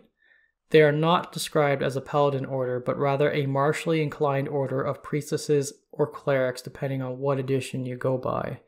They swear an oath to further Eilistraee's tenets on the faith of Faerun and hunt down Yachtshal, the demonic handmaidens of Lolth. Through a mix of swordplay, song, and dance, they are deadly demon hunters. Silverhair Knights, also known as Sin Eaters, venture into evil-aligned Drow communities and try to bring Drow over to the side of the light. This group attacks non-lethally and initiate a ritual mid-combat that draws the sins out of those Drow they are locked in combat with. This group was considered new during the 3rd edition era and were based out of Corman Thor. Whether the Silverhair Knights survive past Eilistraee's absence is a decision each DM is going to have to come up with on their own. Silverhair Knights can kill others, but only if it protects 1 or more Drow from mortal peril. Atonement must be sought afterwards regardless. Their primary method of engagement is to sneak near and observe from afar, attempting to identify possible candidates for conversion. From there, Silverhair Knights will attempt to extricate given candidates from Drow communities. Appearance and dress. Eilistraean ceremonial dress is, well, typically nothing at all. Some don't go fully nude, but still wear little as possible during their rituals. They let their long, loose hair flow and stream about them in emulation of Eilistraee. When going about normal duties and relaxing, they wear thin and light dresses. Each of their holy symbols is a silver sword pendant that is as long as a hand. These pendants may be worn as a pin or around the neck on a mithril or silver chain. When adventuring, Eilistraeans will wear which armor is most appropriate. They wear only leather when hunting. Any armor of theirs typically is either only of Drow construction or magical. Eilistraeans must follow a given hierarchy with weapons. Swords are to be used before any weapon. If no sword is available, a bladed weapon must be used before any other. Some may employ a longbow with silver-tipped arrows as a secondary weapon. Rituals. Eilistraean clergy pray and meditate on their spells at night when the moon rises. Spells are prepared by singing the necessary words. The clergy always try to sing 1 or 2 songs, even if no further rites are performed that night. The evensong is a solitary daily ritual. Each clergy member releases all their emotions experienced during the day. The song is private and often involves no words. You can acknowledge Eilistraee by making a specific sign in reverence. First, the person touches the tips of their thumbs to one another, followed by touching the tips of their index fingers together to form a circle. This represents a full moon. As a goddess of dance and music, prayers and rituals to Eilistraee involve either one or both elements. Frequently, longer rituals are followed by a feast, unless during a time of grief, songs should be merry in tone. Those who perform a solo dance in praise of Eilistraee may be blessed with silver hair for a month. As an aside, silver hair can naturally occur for Drow, though it is quite rare. A common refrain by evil Drow is that silver hair, favored and worn by Eilistraeans, is proof of their madness. On a typical night full of worship, the night first starts out with a hunt. The meat from the creatures hunted are then prepared if palatable and edible for a feast. Following the feast is the circle of song. The worshippers and clergy sit in a circle and go around one by one to sing a different song. If feasible, the preference is for all these rites to be performed outdoors in a forested night while the moon is visible. The high hunt is celebrated 4 times a year, each occurring during the 4 different seasons. The high hunt targets a singular, powerful beast or monster. All involved can only use bladed weapons. Lay followers may wear whatever armor or clothing they favor. Clergy, however, do not wear anything at all and have the use of only 1 sword. If the creature is taken down, worshippers form a circle, chant, and dance in celebration. If an Eilistraean is a weaponsmith and finishes a sword, or if an Eilistraean procures a sword, they perform the sword dance to enhance the sword. The sword is planted into the ground with the tip down at nighttime. A dance is then performed around the sword. Each limb is to graze against the blade to draw blood during this dance. If a blessing is given, the blade glows silver for a moment. The blade cannot break or rust and strike creatures who otherwise are partially or fully invulnerable to mundane weapons. Drow weapons will also not degrade from sunlight. This blessing will last for 3 months. A special rite known as the Run is undertaken 1 or more times annually. Non-Drow worshippers of Eilistraee paint their skin with natural dyes and oils to resemble the skin color of Drow. Specific berries and leaves are gathered to create a dye. The dye is then used to turn all of the clergy members' hair silver. All then set out to travel abroad to elven communities where they are unknown. They don't preach about Eilistraee, rather offering assistance and fresh hunted meat. In exchange, they hope for knowledge of new skills with music and skills with the blade. Those killed in battle are buried. All gathered sing a dirge for the fallen. Eilistraean clergy are charged to counsel those who are grieving. Though I will call out in the novel Sacrifice of the Widow, Eilistraeans say they tie their dead to biers up in tree branches. They do this so the corpse can be bathed by Eilistraee's tears, aka the moonlight. I don't know if this is a specific rite to the shrine in the Misty Forest, where it is described, or a wider practiced funeral rite. The last dance is an end-of-life ritual in Eilistraee's faith. Her followers who manage to reach the end of their lives first hear Eilistraee singing to them off in the distance every now and then. When the person is ready, they go forward following the song, dancing off into the woods. There are accounts of those outside the faith who have seen this dancing individual. Eilistraee hovers over the dancer singing. The dancer gradually turns younger and younger. Their hair becomes radiant and their body gradually more translucent. The individual eventually vanishes, only for a glow of silver radiance to hang in the air while two voices sing a somber song in tandem. Specifically, when praying with a recent convert to Eilistraee, there's a pretty good chance. Books list this at 68%. Eilistraee will produce a manifestation to recognize the convert. Evil creatures killed by Eilistraeans are to be burned, if not edible and palatable. Otherwise, they should be prepared and cooked so good meat does not go to waste, especially when hungry folks are nearby. The Grand Chorus is mentioned to be the greatest ritual in the faith. The description of this ritual is presented while discussing the Promenade of the Dark Maiden and Cavern of Song. I don't know if this means this ritual can only be performed in the Promenade, or if other shrines may perform the Grand Chorus. All present at the place of worship gather to sing together. A senior clergy member directs the chorus, seemingly like a conductor. Eilistraee will then cast down shafts of moonlight, growing brighter and dimmer in tandem with the chorus's song. When the moon is bright up above and shining down on the surface, this ritual allows clergy members to travel along shafts of moonlight to anywhere else where another shaft of moonlight is hitting the surface. Another ritual that may be only practiced at the promenade is the flame song. The flame song is completed by a single priestess in the evening. They find an alcove or other solitary spot where they light a candle. The priestess then begins to dance and sing around the candle in a tone they feel is right for the ritual. The priestess continues the ritual until the flame goes out. Some priestesses give themselves their own unique title when inspired during a flame dance. In a post over on Candlekeep forums, Ed Greenwood presents an exhaustive description in the steps of marriage in the Eilistraean faith. I will just touch on the main points, but a link to the post will be provided.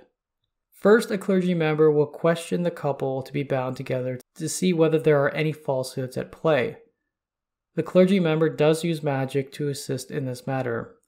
The couple will then dance together at this meeting to see if Eilistraee provides her own blessing through the clergy member. The love binding, aka the marriage ceremony, occurs under a moonlit night sky. The presiding clergy member and the couple wear long robes over their naked bodies. The clergy member disrobes at the start of the ceremony and calls down moon glow around themselves and an altar if present. From there, a special cup of wine is given to the couple to both drink from at the same time. The couple is then asked to kiss, while the clergy member removes their robes and produces an aura of moon glow around them. The clergy member then gives theirs and Eilistraee's blessing as a now bound couple. The rest of the night includes festivities and dancing with other family, friends, and celebrants. I am admittedly not talking about some of the later sexual elements that might be involved. Again, I provided a link if you are interested. General characteristics of places of worship. Eilistraeans will look for caverns and trees with a dense canopy. In these locations, they live and establish their shrines to Eilistraee. It is important these places be established upon or as close to the surface while minimizing direct contact with sunlight. Eilistraeans rarely place their shrines below ground. The Promenade of the Dark Maiden stands out as a prominent exception. Much like other holy places dedicated to the Elven Pantheon, Eilistraee's shrines use both the natural and constructed elements of the world, though they lean towards constructing as little as possible. Generally, shrines include a forge where swords can be made, an access to ore to craft swords, an access point to the Underdark, a glade where the moon can be seen, and a burbling freshwater spring or stream. At the bare minimum, a simple shrine needs nothing more than a forest glade with a view to the sky above. Specific places of worship. The Promenade of the Dark Maiden, often shortened to just the Promenade in conversation, is found beneath Waterdeep. The temple complex is hidden near Skullport and can be found on the 3rd level of Undermountain. It was properly developed and established in 1355 Dale Reckoning. It is composed of 5 main caverns which formerly housed a portion of the Netherese outpost called the Sargoth Enclave. One cavern is the home of the priestesses, the second houses the lay followers, the third doubles as a barracks for the protectors of the song and as a storehouse. 3rd edition's expedition to Undermountain lists the Promenade's community at a total of 392 individuals. Only close to 40% of this number are Drow. The 4th cavern is where the Hall of Healing sits above the Pit of Gonador. Finally, at the center of the promenade is the Cavern of Song. Standing in this room is a statue of Clergy bathed in moonfire. The staff of the promenade is filled with Eilistraean priestesses called the Chosen. Now, the Chosen in this context is just a title for those who operate out of this temple, not because they are the Chosen in the sense like Clergy is. Of equal importance are the protectors of the song, who act as guards and patrol the region around the promenade. Each of them carries one of the singing swords sacred to the temple. Other folks who work and live in the temple are typically other non-Drow followers who may have been past adventurers or former slaves from Skullport. When Clergy was a child, she was called by Eilistraee to help other Drow in need. With her other young playmates in tow, Eilistraee manifested 24 or 25 singing swords for them to carry.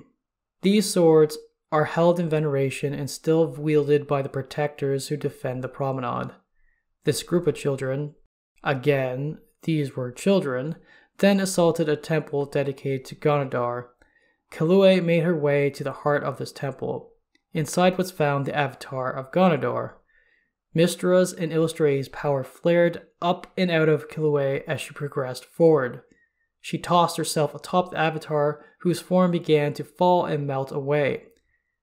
The avatar escaped into a portal in desperation.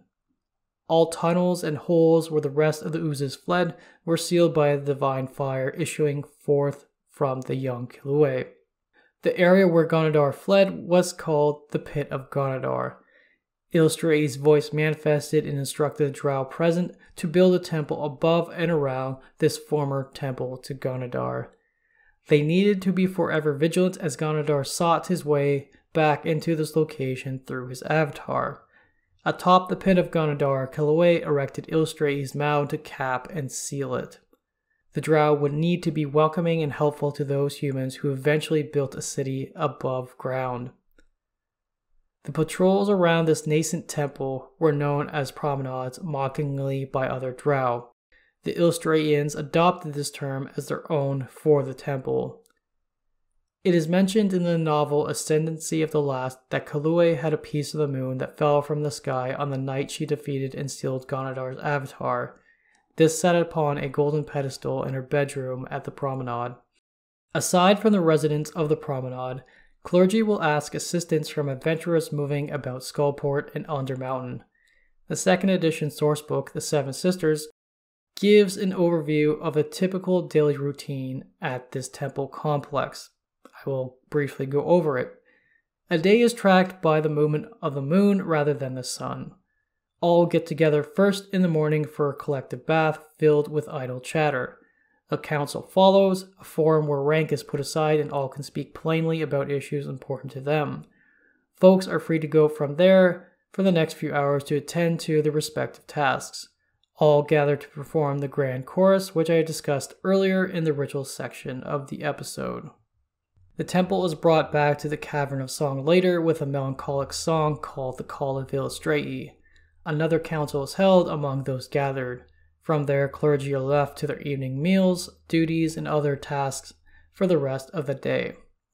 Lay worshippers fish and collect lizard eggs and mushrooms out along the river Sargoth, just outside the complex. Local tunnels and caverns that connect to the promenade are warded with non-lethal symbols and glyphs. These glyphs will only activate against those with incorrect intentions. The Clergy of Eilistraee will offer such trespassers redemption if they will have it, or the sword if they refuse it. Small silver bells are strung up and hidden away throughout such places as well.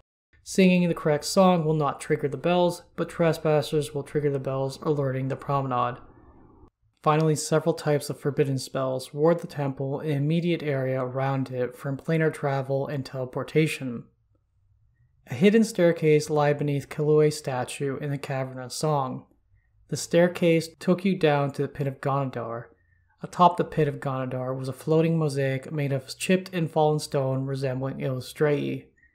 The mosaic stood as the ward that sealed Gonadar's avatar below the stone. Priestesses continued the never-ending song to Eilistraee in the Cavern of Song, with priestesses shifting in and out, performing this duty throughout all hours of the day. As told in The Ascendancy of the Last novel, a description is given of the cavern where the lay followers live. This is a sizable cavern that the Eilistraeans excavated.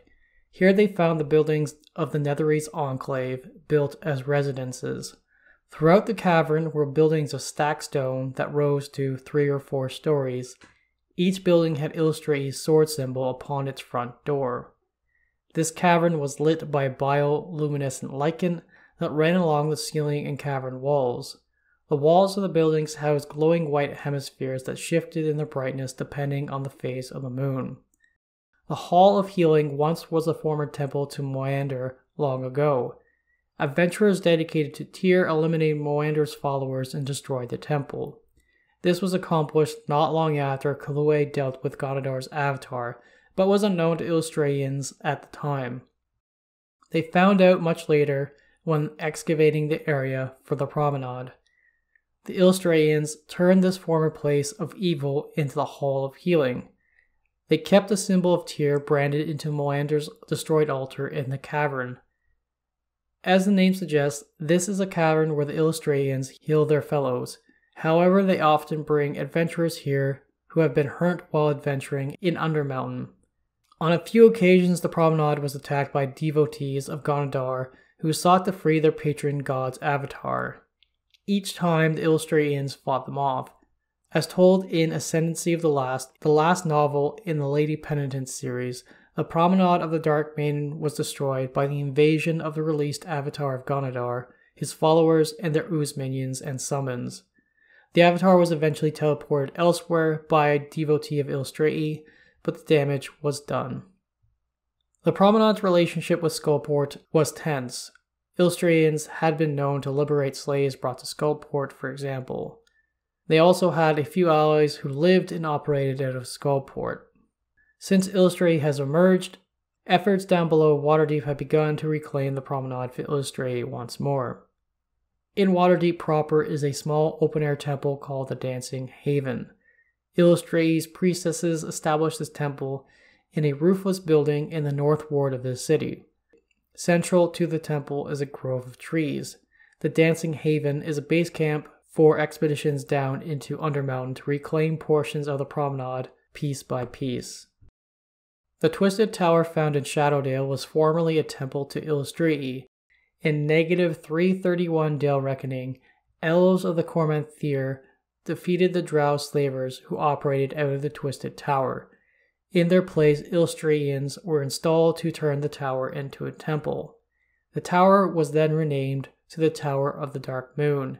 In 194 DR, evil Drow invaded from the Underdark and reclaimed the Twisted Tower for evil purposes. This location has been known as the Twisted Tower ever since, though should an Eilistraean walk through the Twisted Tower and mention Eilistraee's name, they are surrounded by moonfire. Dark Maiden's Leap is a shrine in a northern part of the High Forest to the southeast of Everlund. Standing in a clearing is a large, flat rock. Imprinted into the top of the rock is a footprint of a Drow woman. Travelers throughout the High Forest often camp in the clearing, unaware of its significance. While sacred to the Drow, those who guard it most often tend to be resident Wood Elves who live in the High Forest. The Wood Elves don't keep the leap under constant surveillance, but enough to include it in their rounds. Formerly, the Leap was nothing more than a lone landmark called Hastrin's Grey Rock. Hastrin was an elven ranger who used the rock for both him and his allies as a safe place in the High Forest. In 1358 Dale Reckoning, this changed. A small group of drow had been harried up and out from the Underdark, breaking through vines that came to the clearing, where they spotted an older drow woman dancing atop Hastrin's Grey Rock. She was dancing to sourceless music and manifesting within the clearing. The drow then didn't know what they were witnessing. It was an Eilistraee dancing her last dance. Eilistraee manifested at the end before these drow, who swore off Lolth in favor of Eilistraee there and then. They danced with Eilistraee, who at the end of their dance teleported them to the safety of the promenade of the Dark Maiden. Some of the drow still lived at the promenade and made their pilgrimage out to the Dark Maiden's Leap annually. Upon their first visit, they found the footprint in the stone. On a subsequent visit, they aided some wood elves under attack near the Leap. A truce was formed between the wood elves and drow. Ever since, the wood elves have kept their eye on the Leap. A large stone is keyed to open into one of two portals, each key being specific spells. A Moonbeam spell opens a two-way portal to the promenade of the Dark Maiden.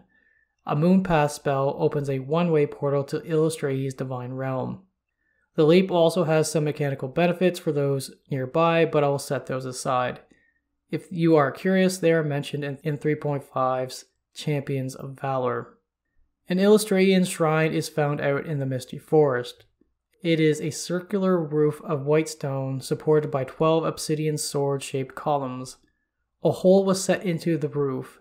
The sword columns' points were then driven into a circular white stone platform. This particular shrine shows extensive weathering, suggesting it is ancient.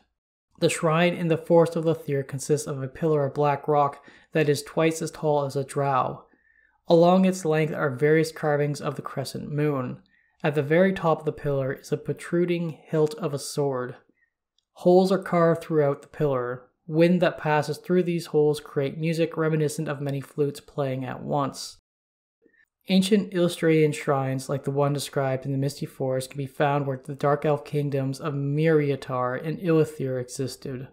Some may be found in border regions of the High Moor where Miriatar once stood. Then others may be found scattered across the Shar, where the Ilithiri ruled. The Mouth of Song is a shrine found in the Moonwood. It lies a day's travel north of the village of Quervar. Within a treeless hill is a cave where the shrine proper is found. What form the shrine takes isn't stated. What is stated is that the Drow Eilistraeans are joined by their fellow elven and half-elven worshippers from Silvery Moon atop the hill. Here they all form a great ring and dance in praise of the Dark Maiden. The Shadowtop Glade is a shrine found in the north of the Veller's Wood out in the Dalelands. Caverns line the sides of a deep gully.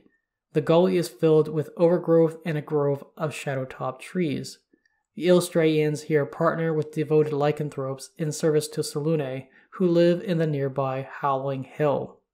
Both go about on hunts together in the name of their respective goddesses on full moon nights. Local legends from outside the Veller's Wood tell of the drow who hunt within the woods with silver swords. When the half-drow, the Clergy, still ruled and inhabited Danbrath, the worship of Loviatar was the state religion. Lolth also had several surface worshippers as well. There is a historic reason for that, but if you're interested, refer to my episode on Loviatar. All that to say, Eilistraee had a small, hidden sect that fought against the oppression and ill influence of those two major religions. A sect is named within the now-ruined city of Cthir. With the Clergy driven off by the human population, I don't know if this sect has a cause or operation within Danbrath still. Eilistraee has a shrine in the city of Raven's Bluff. The Eilistraeans bought an abandoned warehouse and set up their shrine there.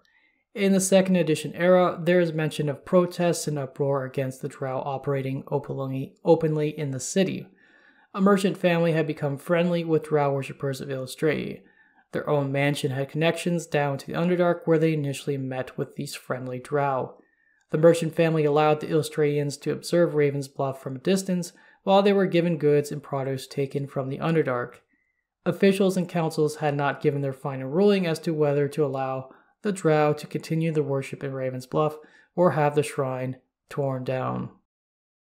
Located in the Ardeep Forest is the Dancing Dell. Within the dell is the Eilistraee shrine known as the Lady Stone. The Lady Stone is a needle-like rock standing on its end. It is imbued with protective magics that ward the entire dell. Eilistraee and her priestesses can cast magics out of it in defense. When Kalue was alive, she would frequent the Dancing Dell to dance with her fellow worshippers. The Lady Stone has a mysterious history, as no one seems to know when it was erected. Some think it is tied to the earliest period of settlement for the region. I imagine Kalue knows, but she likely has never revealed that information. Followers of Eilistraee have a secret unidirectional platform from Menzoberranzan to the surface. An abandoned storage building stands along Menzoberranzan's outer wall.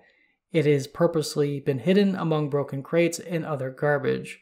The portal was established over a millennium ago by an Eilistraean cleric who has since passed on. The portal is key to respond to good aligned Drow and Elves only. Then a specific passphrase must be given to fully activate it. The portal will only transport people, but not the items or clothes they wear. The article does not mention where the portal leads to on the surface, only that Eilistraeans dutifully guard the exit.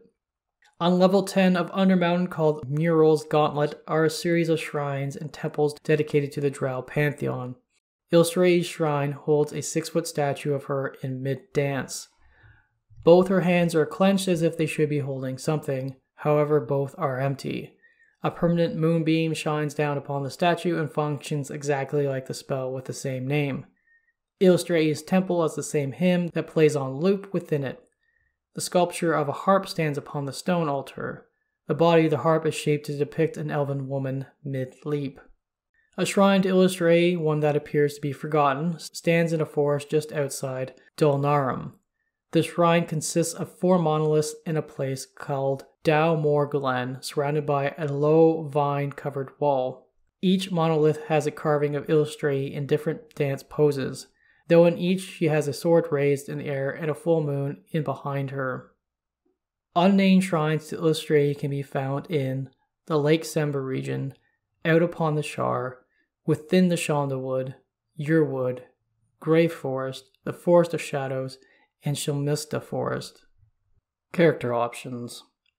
For 2nd edition, the Sword Dancer Specialty Priest can be found in Demi-Human Deities. For 3rd edition, Darksong Knight substitution levels for fighters and the Secret Moon Dancer regional background are found in Champions of Valor. The Sword Dancer Prestige class is found in Face and Pantheons.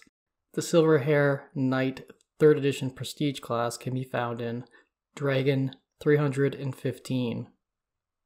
Next is a breakdown of features I think someone deeply involved in Eilistraee's faith as an acolyte or otherwise could have for a custom background in 5th edition. For your 2 skill proficiencies, Performance and Survival. For language or tool proficiencies, 1 musical instrument, being either harp, horn, or flute, then a language proficiency in either Undercommon or Sylvan. For your equipment, there's the Acolytes from the Player's Handbook, and then for your feature, there's the Acolytes Shelter of the Faithful, also found in the Player's Handbook.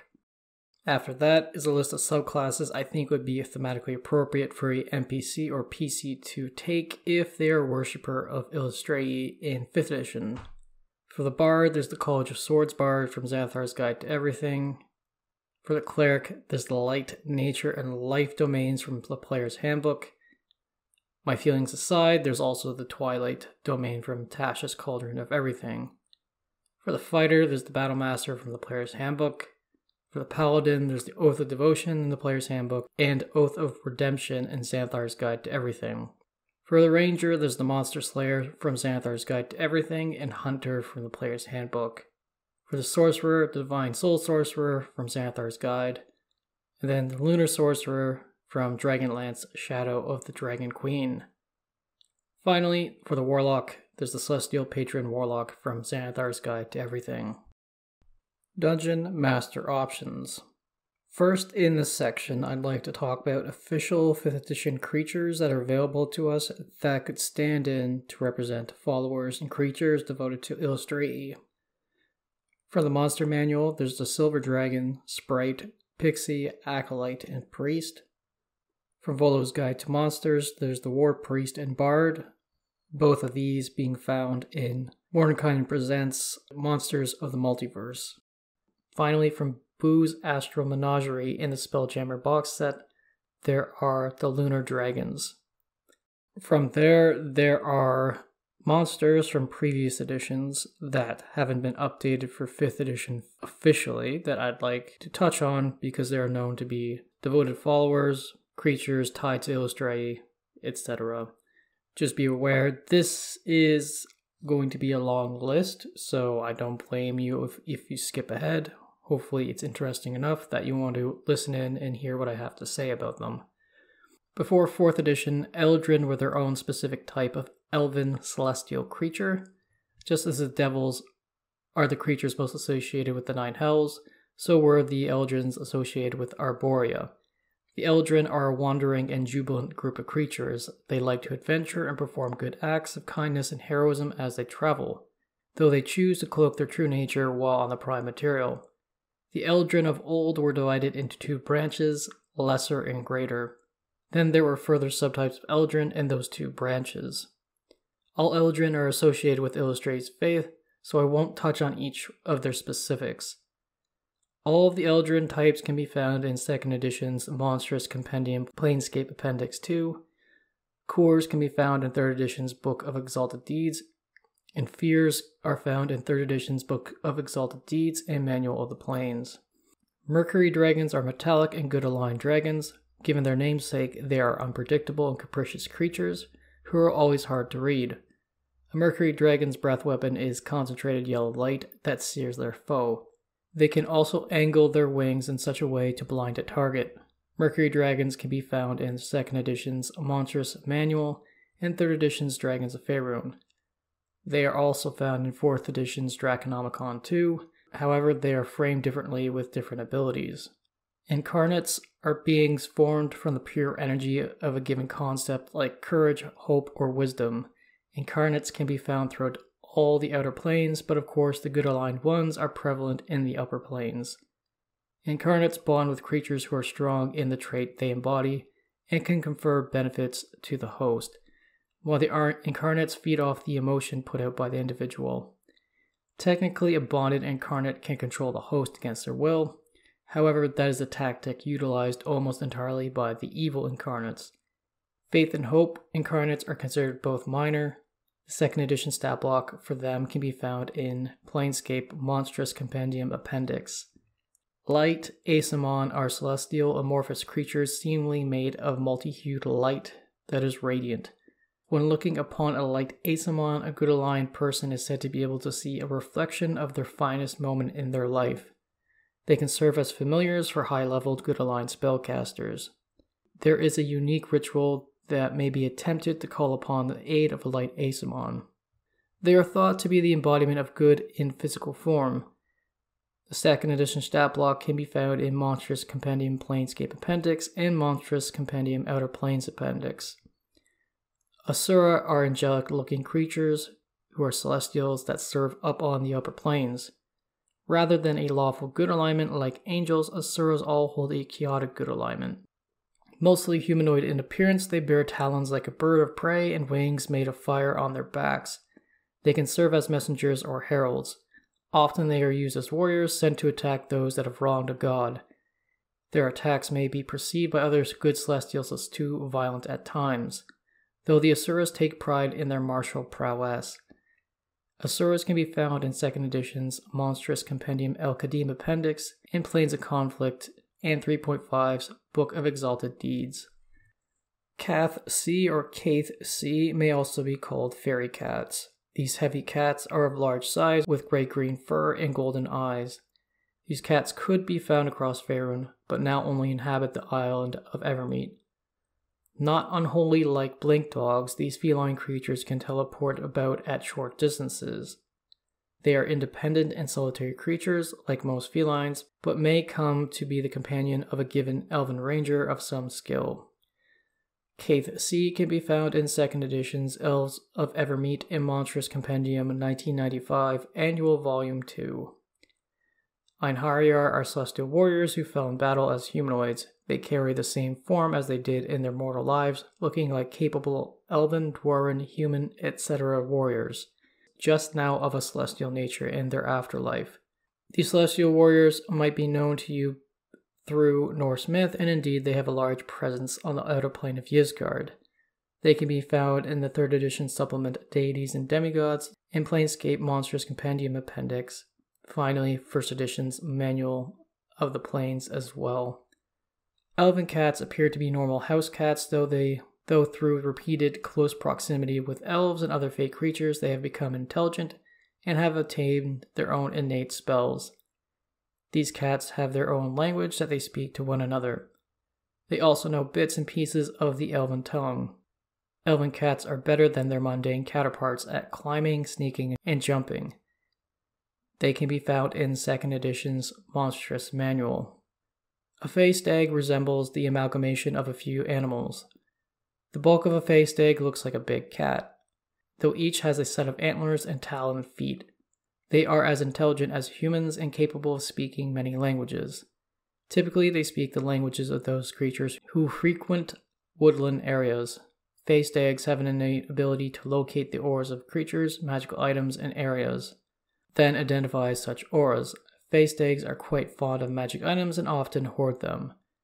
They can also clumsily wield such items with their talons. Fey stags can be found in 2nd edition's Ruins of Myth Draenor box set and Monstrous Compendium 1994 Annual Volume 1. Frosts are fairy creatures who inhabit polar regions. They are as mischievous and flighty as their pixie cousins. Their skin varies from pale to dark blue. Frosts have bee-like wings. They have innate spells that allow them to manipulate ice and deal a fair degree of cold damage. Frosts can be found in 2nd edition's Monstrous Compendium Forgotten Realms Appendix 2. Lethari are an elusive elven kin who are also good aligned lycanthropes. They can change back and forth between their humanoid form and wolf form, though they spend more time in their wolf form. In humanoid form, they appear to be tall, pale-skinned elves with silver hair. A Lethari wears simple clothing sourced from other animals such as furs and hides, often adorning themselves with jewelry made from bone and feathers. Lethari will only use violence as a last resort in defense. As of the write-up in 2nd edition, Lethari are said to move between the prime material and a magical Feyland. Of course, it is easy to suggest that our modern understanding of this Feyland is the Feywild, though Lethari, to my knowledge, are never mentioned past 3rd edition. Lethari can be found in 2nd edition's Monstrous Compendium Annual Volume 4 and Elves of Evermeet box set, then in 3rd edition's Monster Compendium Monsters of Faerun. Moondogs prowl the night looking to protect humanoids from dangerous and evil creatures. They look like great wolves, though with a vaguely humanoid face. Their front paws are prehensile and they are able to move bipedally. Their fur is typically darker shades of gray and black, but all have yellow eyes. Moondogs are intelligent with their own unique language and ability to speak common, celestial, and infernal, though they prefer to communicate through telepathy. Moondogs have an array of innate spells and abilities that benefit from the darkness. They can move interchangeably between the ethereal and material planes. One of their signature abilities is a howl that can potentially frighten evil creatures, causing them to flee. Moondogs can be found in 1st edition's Monster Manual 2, 2nd edition's Monstrous Compendium Outer Planes Appendix, and Monstrous Manual 2, then 3.5's Book of Exalted Deeds. A moon horse is a breed of horse bred by the elves. Much like other animals that interface with elves and other fae, moon horses have innate magical abilities and human-level intelligence. Originally, moon horses were bred on Faerun, but with the retreat, all moon horses were brought to Evermeet. Moon horses are longer-lived and serve as mounts for elven warriors. They can be found in 2nd edition's Monstrous Compendium Annual Volume 2 and Elves of Evermeet. Mortai are planar creatures from the upper planes. They appear as vague faces in the clouds, appearing to be a sort of air elemental way up in the sky. They pulse with yellow light, almost like lightning passing through their bodies to grab someone's attention. Despite their immense size, Mortai are peaceful unless provoked, and are happy enough to let creatures live out their lives beneath them unnoticed. Mortai defend themselves with bolts of lightning and a variety of innate spells that let them control the weather. Mortai can be found in 1st edition's Manual of the Planes, and 2nd edition's Monstrous Compendium Outer Planes Appendix, and Planescape Monstrous Compendium Appendix 2. Radiant's quasi-elementals are elementals that resemble a ball of lightning when first encountering them. The light within this quasi-elemental is continuous and varies in its intensity as the creature whirls about in place. The Radiant's quasi-elemental releases beams of light to defend itself. The rays vary by color with their own damage types. The creature can also potentially blind someone as it flares up in intensity. Radiant's quasi-elementals can be found in 2nd edition's Planescape Monstrous Compendium Appendix 3.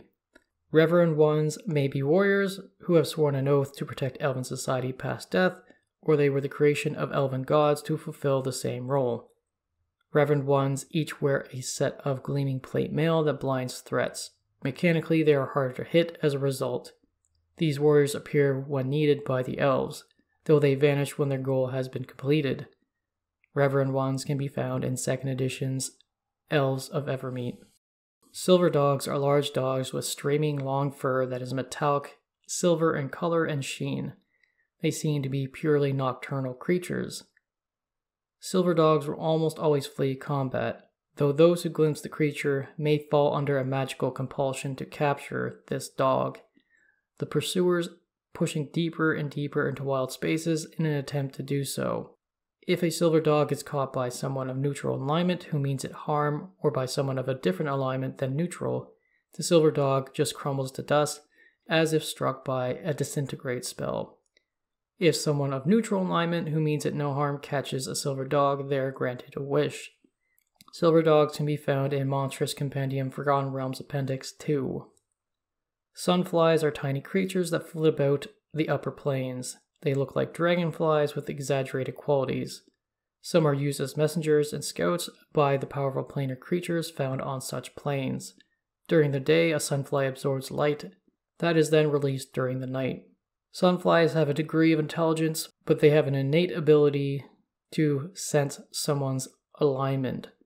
They will harry those of evil alignment while trying to get the attention of a powerful, good-aligned creature. A group of sunflies can weave around an evil creature in a dance of swords. This potentially will hold the evil creature in place. Sunflies can be found in Planescape Monstrous Compendium Appendix 2.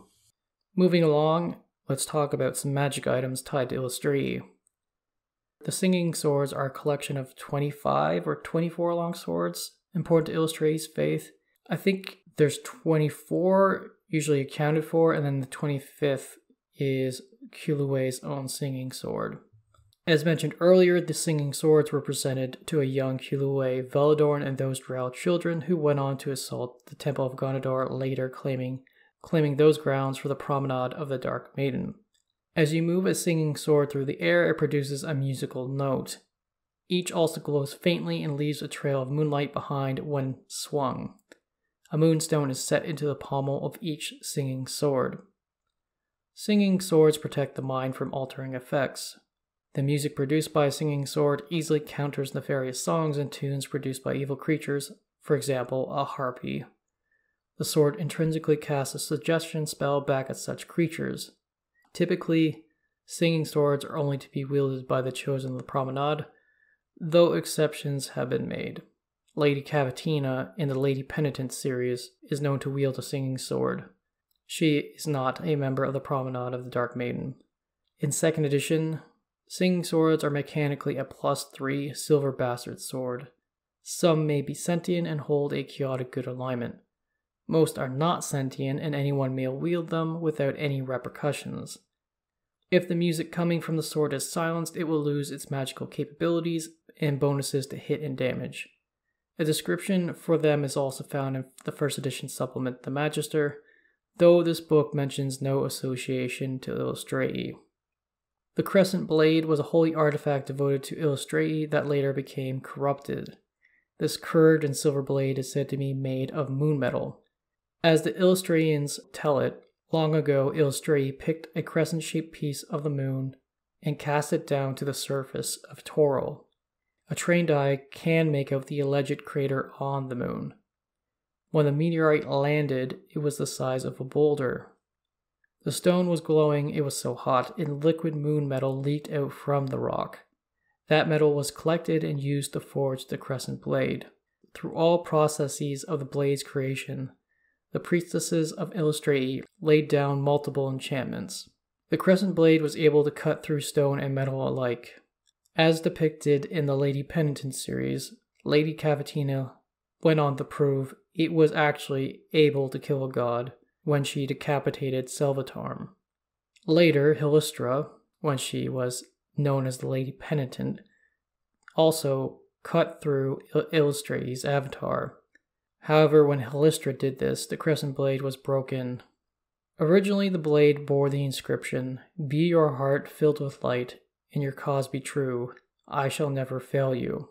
During the Lady Penitent series, when Cavatina found it, it had been corrupted by the Baelor Wedeni, and the blade had been fused back together. Where the repair was made, the inscription that read "Never" now simply read the letter N followed by the mark where the blade was fused back together. While not magic items, I do want to touch on some spells unique to Eilistraee's faith. The first two are Spell Song and Lesser Spell Song. Spell Song itself is a powerful level 6 spell. Through song, different magical effects can be brought to bear. Spells of 5th level or less may be cast without the needed gestures and words. Spell Song also allows the user to call forth a spell of 5th level or lower that was cast at most 2 days prior that does not need to be prepared that day. Lost levels can be restored when that was a detriment in previous editions. Minor healing may be manifested. Other Eilistraeans can join in the song and create greater healing for each priestess who participates. Should 7 or more priestesses join in, afflictions can be removed. Lesser Spell Song is not as powerful as Spell Song. It is a 4th level spell that allows you to cast a 3rd level spell or lower under the same conditions as Spell Song. Lesser Spell Song does not benefit from the other abilities tied to regular Spell Song. The 2nd edition versions of these spells are found in the Drow of the Underdark and Demi-Human Deities supplements. Then, both spell songs are found in 3rd edition's Champions of Valor, but the effects of the spells have been reduced, or at the very least, not commented upon. Moonfire is cast to surround a given part of your body. The light of this aura can be dimmed or brightened. Moonfire can be of a silver, white, blue-white, or soft green color. The light can also be unattached from your body and moved about, like the spell Dancing Lights, though Moonfire can only last for 1 minute in this form. You may also lash out with Moonfire attached to your body to do some cool damage to a target. Spiderbind is a spell designed by the faith of Eilistraee to combat the many spiders and other arachnid-based creatures Lolth's faith uses. The spell limits the creature's ability to move and jump. It also nullifies any poison damage that accompanies bites and strikes. Moonfire and Spiderbind are found in 3rd edition's Champions of Valor. To round out this section, here is a list of thematically appropriate magic items from official 5th edition sources I feel the faith of Eilistraee might have access to.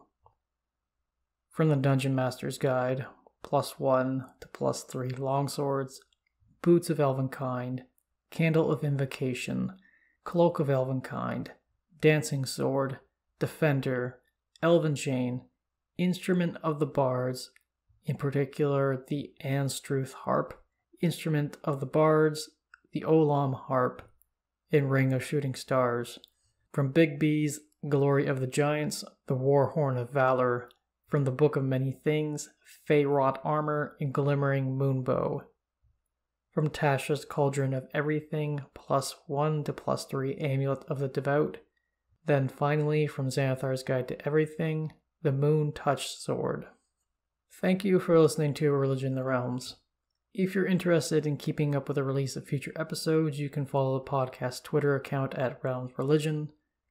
These episodes are also uploaded to YouTube as well. Audio versions of the podcast can be found on iTunes, Spotify, and Google Play Podcasts. For those interested, I posted a link in the video description to a Discord server I have set up. For audio listeners, you can find the link to the invite pinned on the podcast Twitter page. Beginning with the next episode, I will be starting on the Elven Pantheon, also known as the Seldarine. First up will be Corlon Larethian, the chaotic good patron of the elves and head of the Seldarine. Until next time, may Tymora look kindly upon your dice rolls, Helm protects you, and Lathander light your path.